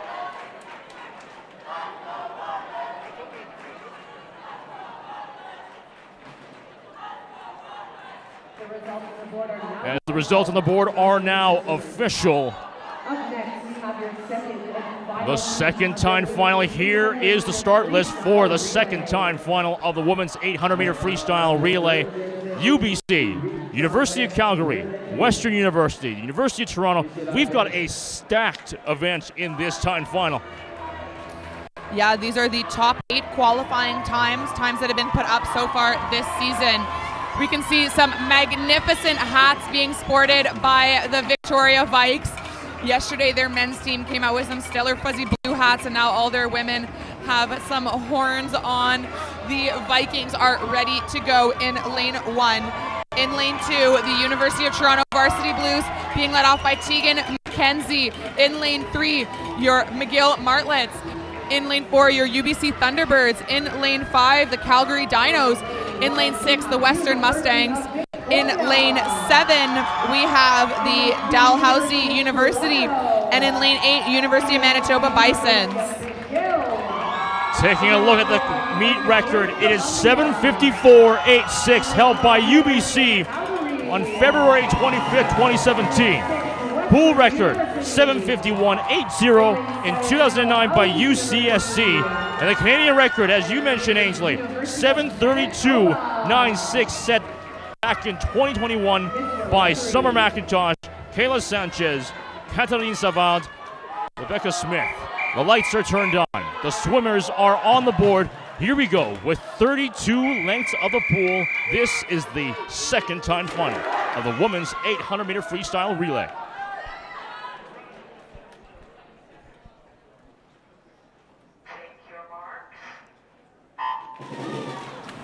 You mentioned that the pool record is held by UCSC, and it is a UCSC-studded final. That is the University of Calgary swim team. It is a varsity club that trains out of the same pool as the Calgary Dinos. Just to name a few, I mean, these are the ones that I know. Tegan McKenzie in the pool right now for U of T, and then Sydney Stewart and Gemma Norman for U of T, who will be bringing up the other legs. Liz Ling for McGill is also from UCSC, and I can't even imagine how many of the girls from UBC and Calgary are there too. So it is a very well-represented club in this final. Back to the pool, UBC in the lead with Anna Dumont-Bélanger. She won the 200 free here last year and came third last night behind two Olympians. So if we're counting, I think she will count that as a win. 28:05 at the turn as they enter the halfway point of the first leg of this relay. It's a very close battle early on so far. First touch at the turn will still be in UBC's favor. 8:58.81 rather is the time. Oui, Anna Dumont-Bélanger est capable de garder la première position pour UBC, mais Danny Treasure de Western va essayer de lui voler cette première place. C'est vraiment le couloir. 3, 4, 5 et 6 sont toutes ensemble dans cette première manche du 4 x 100 mètres, 4 x 200 mètres libres. UBC with Dumont-Bélanger still holding on to dear life. She still gets the first turn. 1:31.5 for the UBC Thunderbirds, but it's still very close. You forget, Amos, Anna Dumont-Bélanger is a specialist in the last 50. She will keep you close, so you think that you have a chance to beat her, and then she turns on the jets in that last 50. Anna Dumont-Bélanger, nageuse vraiment forte dans son deuxième 100 mètres. Mais pour le moment, c'est Alexandre Lepage de Calgary qui va arriver première. So Calgary will take the first lead for the first time. 2:15 is the time at the switchover. So this is where you can see some of the versatility of the swimmers. I mean, you're limited to 4 individual events, but Alexandre Lepage's time of 2:00 would have stacked up in that A final. Vous pouvez voir ici à quel point ces nageuses peuvent nager beaucoup d'épreuves. Tu es limité à 4 épreuves individuelles au U-Sport. Mais Alexandre Lepage vient juste de faire un temps de 2:00 qui serait qualifié dans la finale A et il l'aurait positionné super bien. As expected, Emma Cronin taking the lead for the UBC Thunderbirds, 2:27.92 at the turn. She's wanting the lead as much as possible as she enters further into her leg in this part of the race. Yeah, Emma O'Cronin looking extremely strong, going to solidify UBC's first place status probably for the duration of her 200 free. In lane 5 from Calgary, Hannah Johnston looking really smooth. Let's see how she picks it up in the second half of her 200 free. Emma Cronin now with a 2 body length lead going into her final parts of the race on her part. So still very comfortable in the process for UBC. Yeah, from McGill, Elizabeth Ling. She is a 50 freestyle specialist, has had to deal with a lot of illnesses so far this year. So seeing her in the 200 free and performing this well, I mean, keeping in tune with all of these 200 freestylers has been really impressive. She can really just turn it on when it counts. 3:27.51 at the turn. Emma Cronin trying to get as much space between her for her team from the rest of the pack. A bit close to the ropes, but she's still going in, reeling in hard in her last length in this one as we enter the halfway point of this relay. The time at the turn, 3:58.34 UBC on their third leg. McGill et Calgary vraiment tête à tête quand ils plongent dans l'eau. Iris Tinmouth dans l'eau pour McGill, c'est une nageuse de 800 libres et vraiment de distance. Et pour le moment, son kick est là. Elle a l'adrénaline. Elle va faire tout ce qu'elle peut pour rattraper Calgary dans l'eau pour Calgary. Et Emily DeJager, elle va faire tout ce qu'elle peut. Elle a l'air vraiment plus relaxée. Elle va essayer de prendre de l'avance sur Iris Tinmouth. Cameron Stannard at her quarter point. 4:25.80 at the turn. She's one that you've paid attention to all night, ladies and gentlemen, and she's certainly making it work now, the relay. Oh, the swimmers that have just gotten out of the pool have really given it all, and the swimmers that are bringing home the anchor are itching to get in the water. This is an extremely exciting race. UBC still solidly in first. with Cameron Stannard. She is looking very strong for them. Cameron Stannard, 4:56.36 as she enters her halfway point of this race. Again, the meet record is held by UBC as well, 7:54.86. Emily De Jager looked really strong in that first 50, but Iris Tinmouth has not let go. I mean, the white water behind her kick is just so impressive. Looking really, really strong throughout this whole entire race. You see them coming up on your screen right now. Oh, and right back to UBC as they flip. Cameron Stannard, 3/4 point, 5:27.63 as she enters the final stages of her leg of the race. It is just all UBC. I mean, they're half a length ahead of everybody else before Kayla Sanchez gets to dive in the pool. She will just extend that lead. So let's see, they might be going for this meet record. Great stuff to Cameron Stannard. Here comes Kayla Sanchez, the final leg of the race, 5:58.95. And McGill and Calgary in the pool, neck and neck again. McGill et Calgary plongent vraiment dans l'eau, une à côté de l'autre. Ça va être vraiment la différenciation. C'est qui va être capable de remporter. Maya McGann pour McGill a l'air vraiment fort. Mais Hannah Bennett pour Calgary ne va pas les laisser aller. Sanchez at the quarter-way point, already storming forward with 6:25.81 as her time. She's looking strong as ever, and she's just getting started. Yeah, Kayla Sanchez just cut 2.5 seconds into that record. She needs to hit 7:54.86. Let's see what she can do. You can see how on track she is as she comes onto the wall very soon. Well, Ainsley, it could be a possibility. She's looking good at the halfway point. She will turn on the wall, 6:55.46. She may just be on that record pace. Yeah, so she will have to have a very solid 50 here and then pick it up again right at the end to make sure that she's able to break that record. Let's see how she does. But right now, I mean, all eyes on McGill and Calgary. This is a neck-and-neck race, battling for second and third like they are in the standings. Who's going to bring it home? Maya just looks so strong in my mind, but I would never count out Hannah Bennett. She is going to be able to come back strong as well. Heading back to UBC, 7:24.88 is the turn. This is going to be a potential record break. Let's see what Sanchez can do. Yeah, she is probably going to beat that record pretty solidly. I can see them beating it by 1 or 2 seconds, depending on how much she pumps in the gas here. But she just has to go 29 on this last 50, which is very, very doable for her. So it looks like that's going to be a last big record. 10 meters will go. She touches and beats the U Sports record. 7:54.04 is now the new U Sports record. But let's go back to the second place team. McGill will take it, 8:07.88. McGill knew they had that. You could see the girls, 25 meters left to go, saw Maya breaking away. They are so emotional. This is an amazing performance for McGill. Naomi Lowe, one of their captains, this is her last year in U Sports, in tears. So proud of these girls. This is a really incredible performance for McGill, solidifying that second spot. The team has gone wild, and Calgary coming in third. What an amazing race across the pool. Well, I mean, Ainsley, there's a reason why we call this the favorite point of the night, because this is when everything comes together with the team races, and you really hear it in the crowd, and you see it on the results as well. UBC, McGill, and Calgary coming out on top on this one, with the results being official.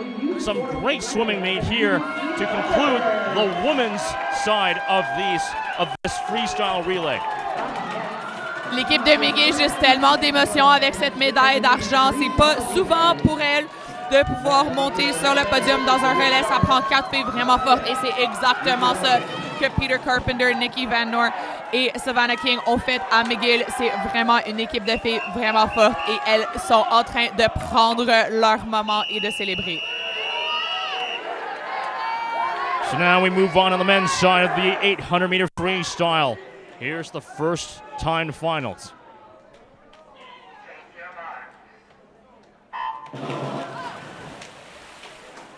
Really quiet on the start and then really loud immediately after. This is the final event of the night. Let's see how these men do. Vraiment silencieux sur le départ, mais après ça, beaucoup de bruit. Tout le monde a vraiment hâte de voir cette dernière épreuve de la soirée. Still a close battle across the board. As expected early on, first touch goes over to lane 4. They will get 25.50 as the time on the turn so far. Yeah, in lane 1 for Acadia, we have David Harvey. In lane 2 for Dal, Logan Sparks. In lane 3 for McMaster, Pearson McMahon. In lane 4 for Alberta, Paul McKenzie. In lane 5 for Ottawa, Jacob Mobila. In lane 6 for Lethbridge, Rain Arden. In lane 7 for Manitoba, Eric Dupre. And in lane 8 from Regina, Ben Stewart. 53.19 is the turn time for the University of Alberta. They're still in the lead by a relatively comfortable Yeah, Eric portion. Dupre in lane 7 for Manitoba was a top recruit in his recruiting year a couple of years ago. He's in his second year currently for Manitoba, doing well with their program. He is a distance swimmer, and that is sometimes what you will see in these races. They will put the distance guys in to, first of all, give them a chance to swim on a relay, but also they're the ones who will have the most energy. So Paul McKenzie still leading up as he will look to conclude his section of this relay, still with a decent lead above the rest of the pack. Paul McKenzie comes down the 5 meters left. He will conclude it, and here comes the second leg. Eric Dupre de l'Université du Manitoba était un des recrues favoris de son année. Il vient juste de faire une vraiment bonne performance dans son 200 libre. C'est plutôt un nageur de distance, mais c'est ça qu'on va voir des fois dans ces relais, à donner une chance aux nageurs de distance de faire un relais, mais aussi c'est eux qui ont tendance à avoir un peu plus d'énergie à faire une épreuve à la fin de la soirée si difficile comme le 200 libre. So Jack Hayhoe for the University of Alberta gets 2:14.76 on the board so far in the time of the quarter point of his leg. Now with a comfortable full body length lead ahead rather from the rest of the competition.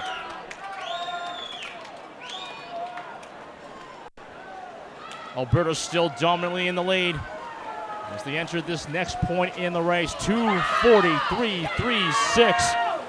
Jack Hayhoe confident. Yeah, this sounds exactly like the women's 4x2. You know, Alberta strongly in the lead. A really good performance for them. This is a stellar performance for their program as a whole. On dirait qu'on parle exactement comme le 4x200 chez les dames. Alberta en avance pour cette première série. Mais Ottawa en train de faire une remontée. Vraiment, on dirait que c'est exactement pareil pour les hommes et pour les dames. Yeah, Ottawa really keeping this close. They're trying to pick it up. They're still going to fall behind Alberta by 1/10 of a second. 3:13.04 the turn for the University of Alberta, but the GGs are still picking things up right now. Yeah, GGs look like they've taken the lead here into this flip from Alberta. Again, this is like in a 200. Sometimes you go out too fast and you don't have the gas in the tank, but Ottawa definitely has the gas heading into this first changeover. So Noah Taylor will get the lead for the GGs for the first time. They will enter the third one. Colin Shearer for the GGs will enter in. Oui, dans ces relais, c'est pas comment tu commences, c'est comment tu finis. Ottawa a réussi à finir premier. C'était Noah Taylor de Ottawa. Noah a nagé avec l'équipe de Toronto. Il connaît bien cette piscine. Je suis sûr qu'il est content d'être chez lui et je suis sûr qu'il y a beaucoup de familles dans les estrades qui l'encouragent. Colin Shearer for the University of Ottawa GGs leads with 4:07.54, but Diego Paz for the University of Alberta trying to catch up. He's just about a half body length away. Still anybody's game so far. Yeah, and we know how strong Diego Paz is. He got scratched into the A final. Not only was able to solidify that he deserved that spot, but also rebound from any mental stress or surprise from being bumped up from the B to the A. Let's see what he can do in this 200 free here. 4:35.54 is the time so far. The turn for Colin Shearer of the GGs.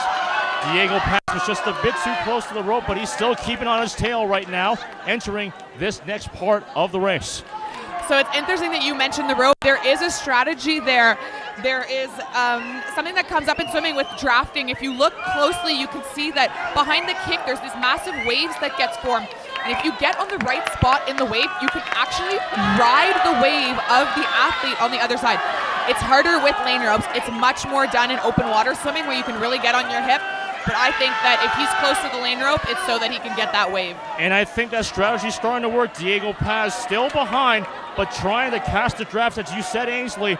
But it's still going to be Colin Shearer leading up so far as he concludes the race. But Diego Paz just closed the distance. 5:32.80 is the turn time for the GGs. And now the University of Alberta with Jaden De Bruin is fighting with a vengeance right now.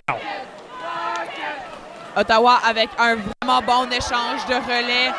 On va voir, c'est rendu vraiment tête à tête entre Ottawa et Alberta en venant dans cette troisième manche. Ils viennent juste de finir leur premier 50. Les nageurs des autres équipes sont presque pas sortis de l'eau pour vous montrer à quel point ils sont en avance du reste de leurs compétiteurs.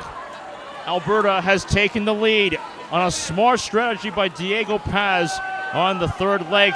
Still trying to get through on a half body length, holding off the GGs. But the GGs, Alex Stropel, still trying his best to keep in contention, still battling for the lead.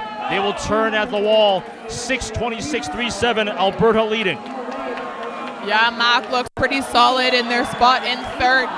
Sometimes the athletes here, knowing where their team stands, will try to shut it down, save energy. There's another big day tomorrow. So if you're watching someone and it looks like they might not be performing at their best, it's probably to conserve energy, score the points. There's a lot of strategy that goes into these races. The GGs are still fighting. They've regained the lead barely at the turn. It's going to be 6:56.30 for the GGs. Here they come down the final stretch. Oui, toujours tête à tête entre Ottawa et Alberta. Aucun des athlètes vont arrêter. Ceci va être une course jusqu'à la fin. Par contre, pour d'autres athlètes dans la piscine, c'est peut-être stratégique pour eux de prendre un peu de repos, de garder leur place, scorer leurs points. The GGs have caught a second win and are now firmly in the lead. They come down to the wall and touch first with 7:25.65. A hard-fought battle ends in the GG's victory against the University of Alberta. Donc ce temps de 7:25.65 va être capable d'être scoré contre les temps de la prochaine série. Donc rappelez-vous de ce numéro quand vous allez regarder la finale A, parce que ça se peut qu'il y ait des équipes dans ces finales qui vont peut-être pouvoir prendre des places. Ce temps pourrait même leur gagner une médaille. Nous allons voir. So that will conclude the first time final of the men's 800-meter freestyle relay.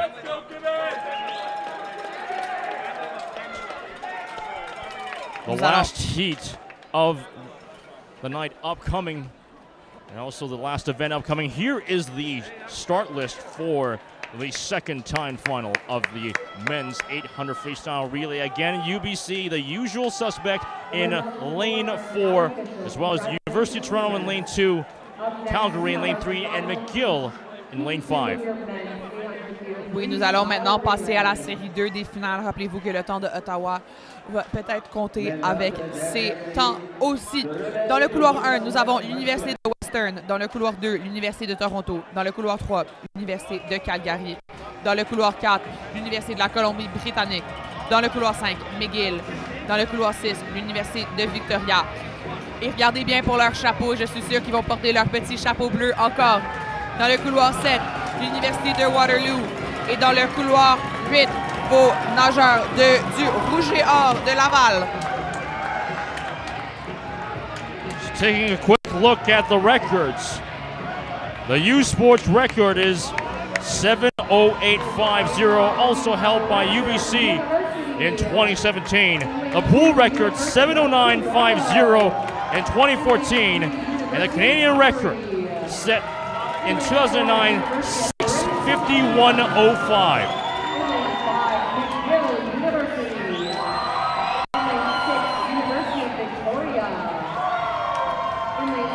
Here you're really going to see all of the top 200 freestylers at this competition. We saw it in the women, for the women, with Alexandre Lepage, swimmers that might not necessarily have elected to swim the 2 free, doing it tonight. I mean, Finley Knox and Blake Tierney are always ones to watch, even though they didn't swim it individually. The lights are on. The swimmers are on the blocks. The last time final of the night. This is the men's 800-meter freestyle relay.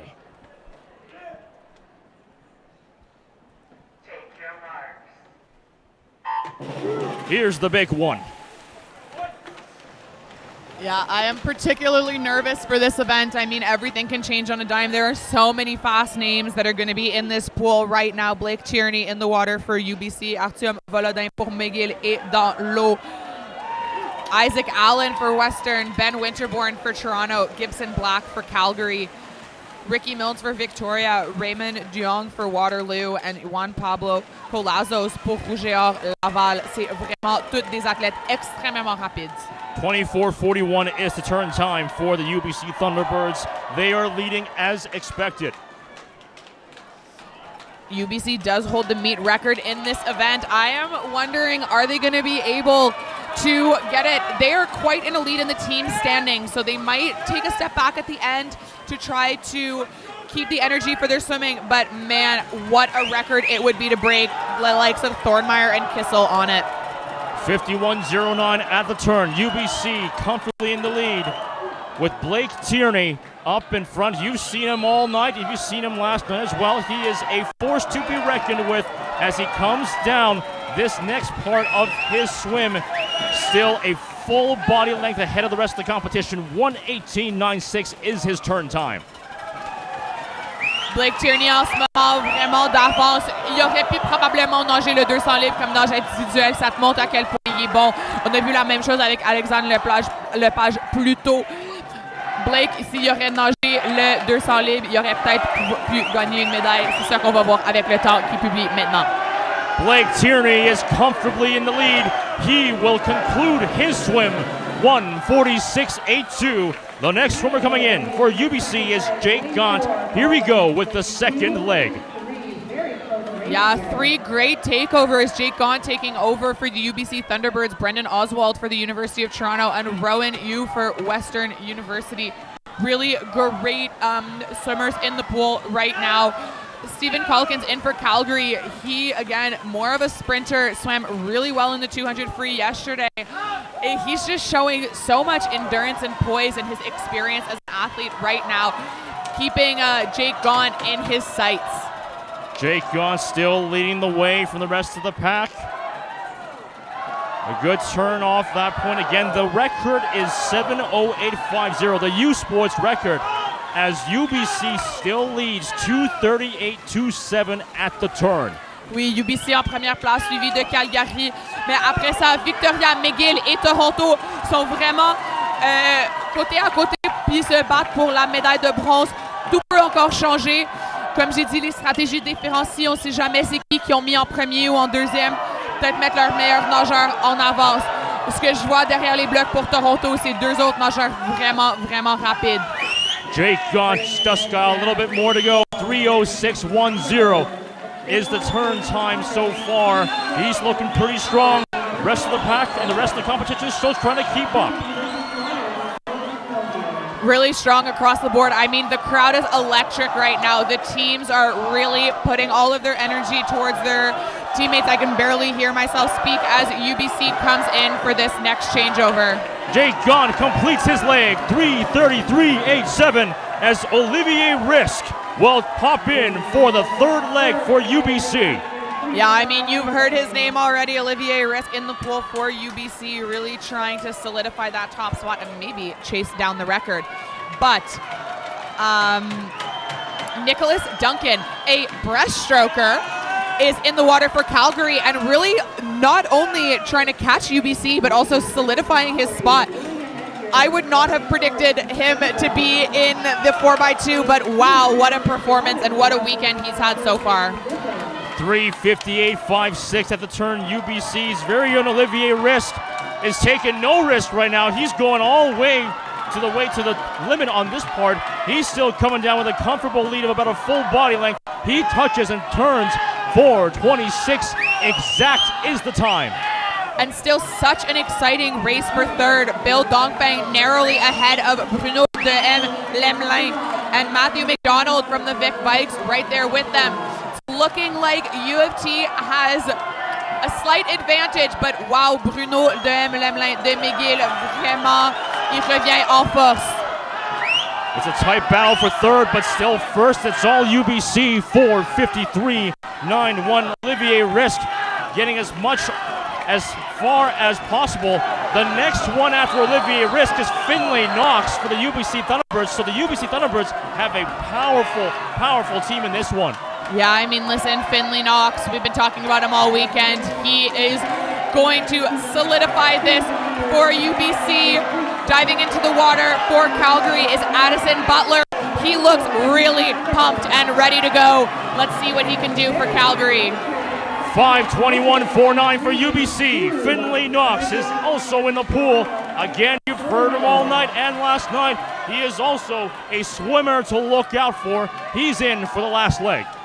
So I think Nicholas Duncan might have faded a little bit at the end, but Bill Dongfang did not. He had a dominant last 50 to put U of T in contention for silver. But listen, McGill and Victoria haven't let up either.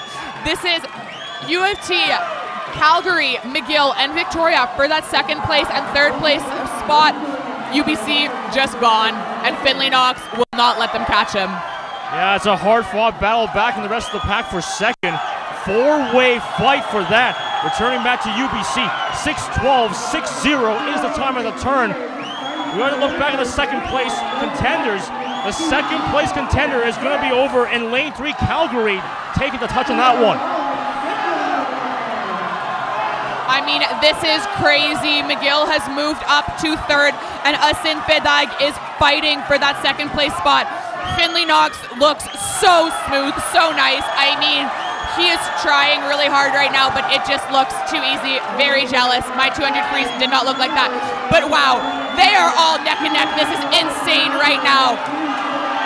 Second, U of T. Third, McGill. Fourth is Calgary. And fifth is Victoria. What is happening? This is so very exciting. So glad you get to watch this here with us. Well, Ainsley, let me close this race in dominating fashion. UBC will take first. 7:07.23 the turn. A new U Sport record, but a second place swim. Who will take the second one? U of T will take it 7:16.24. A four-way battle ends in favor for U of T for second place. We got two big things in coming. The U Sports record is broken, 7:07.23. And U of T comes down on top with the second place finish. This has been an incredible swim right there. And also, my goodness, University of Victoria finishing third, 7:17.33. Yeah, I think those fuzzy little blue hats did them very good coming out. Not necessarily out of nowhere for Victoria. They had Keir Ogilvie as their leg. I mean, he is an international caliber swimmer and was really able to solidify that at the end for Victoria. Great performance for their program.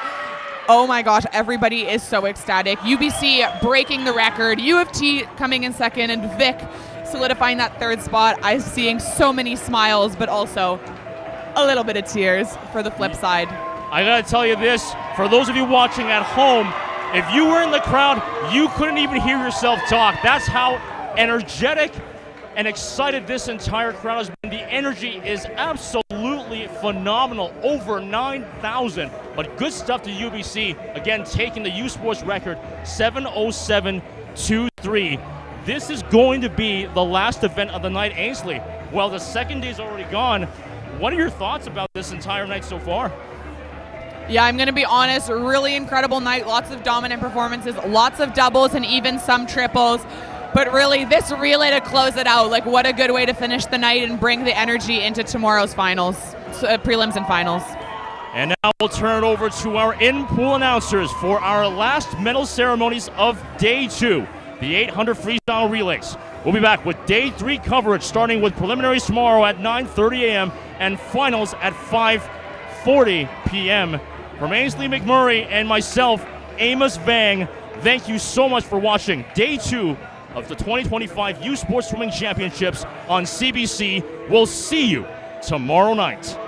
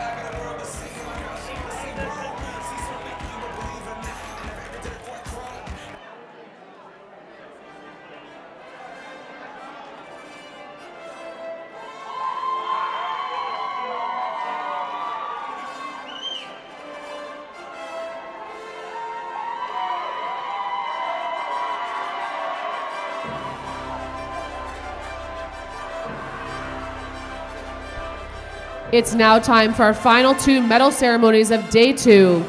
All of tonight's silver medalists will earn second team All-Canadian honors, while our gold medalists will be named 2025 first team All-Canadians. Up first is the women's 4x200 freestyle relay. We'd like to call up Tara Hato, U Sports Director of Compliance and Eligibility, to make the presentations.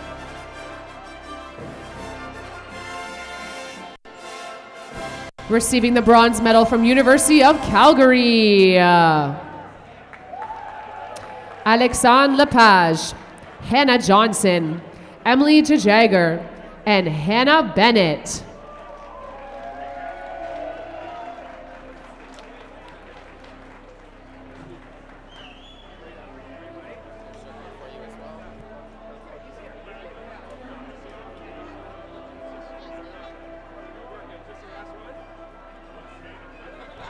Receiving the silver medal from McGill University, Naomi Lowe, Elizabeth Ling, Iris Tinmouth, and Maya McGlenn.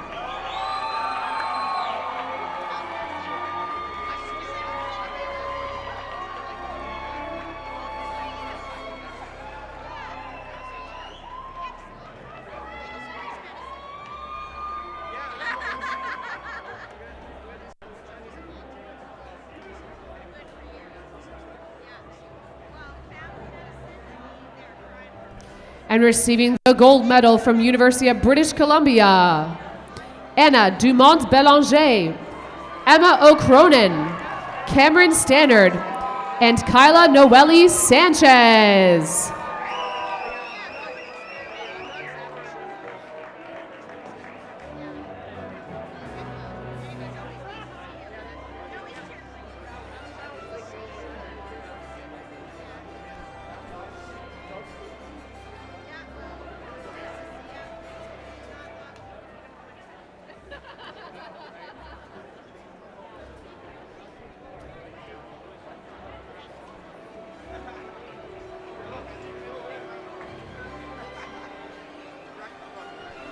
Congratulations, swimmers.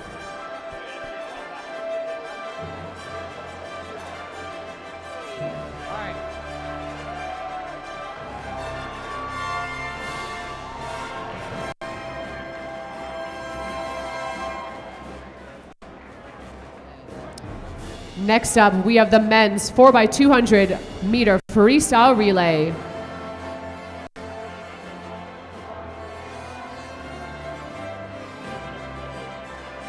Receiving the bronze medal from University of Victoria, Ricky Milnes, Elijah Agostinelli-Stull, Matthew McDonald, and Kier Ogilvy.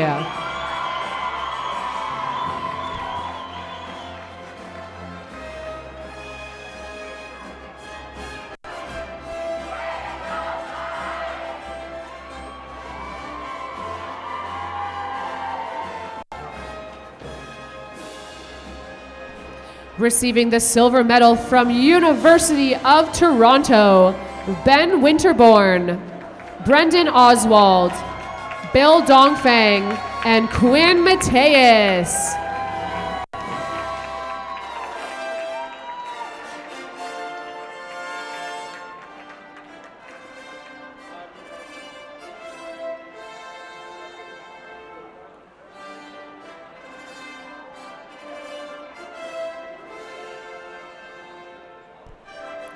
And receiving your gold medal, the University of British Columbia, Blake Tierney, Jake Gaunt, Olivier Risk, and Finley Knox.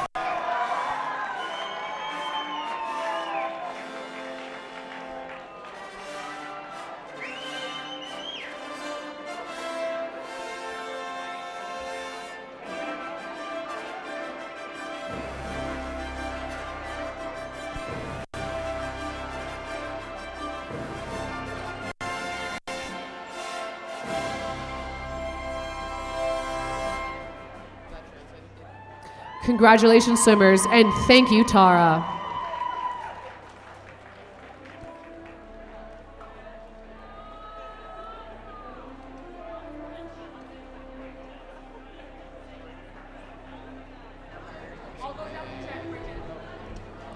This concludes Day 2 of the 2025 U Sports Swimming Championships. Day 3 gets underway with prelims tomorrow morning at 9:30 a.m. As you leave us tonight, please travel safely, and thank you again for supporting the 2025 U Sports Swimming Championships. Mesdames et messieurs, merci à nous joindre pour journée numéro 2 des finales. Quand tu pars, fais des voyages en toute sécurité et rejoins-nous demain à 9h30 pour journée numéro 3 des préliminaires. Et on te remercie encore pour écouter les championnats de natation de U-Sport 2025 ici à l'Université de Toronto.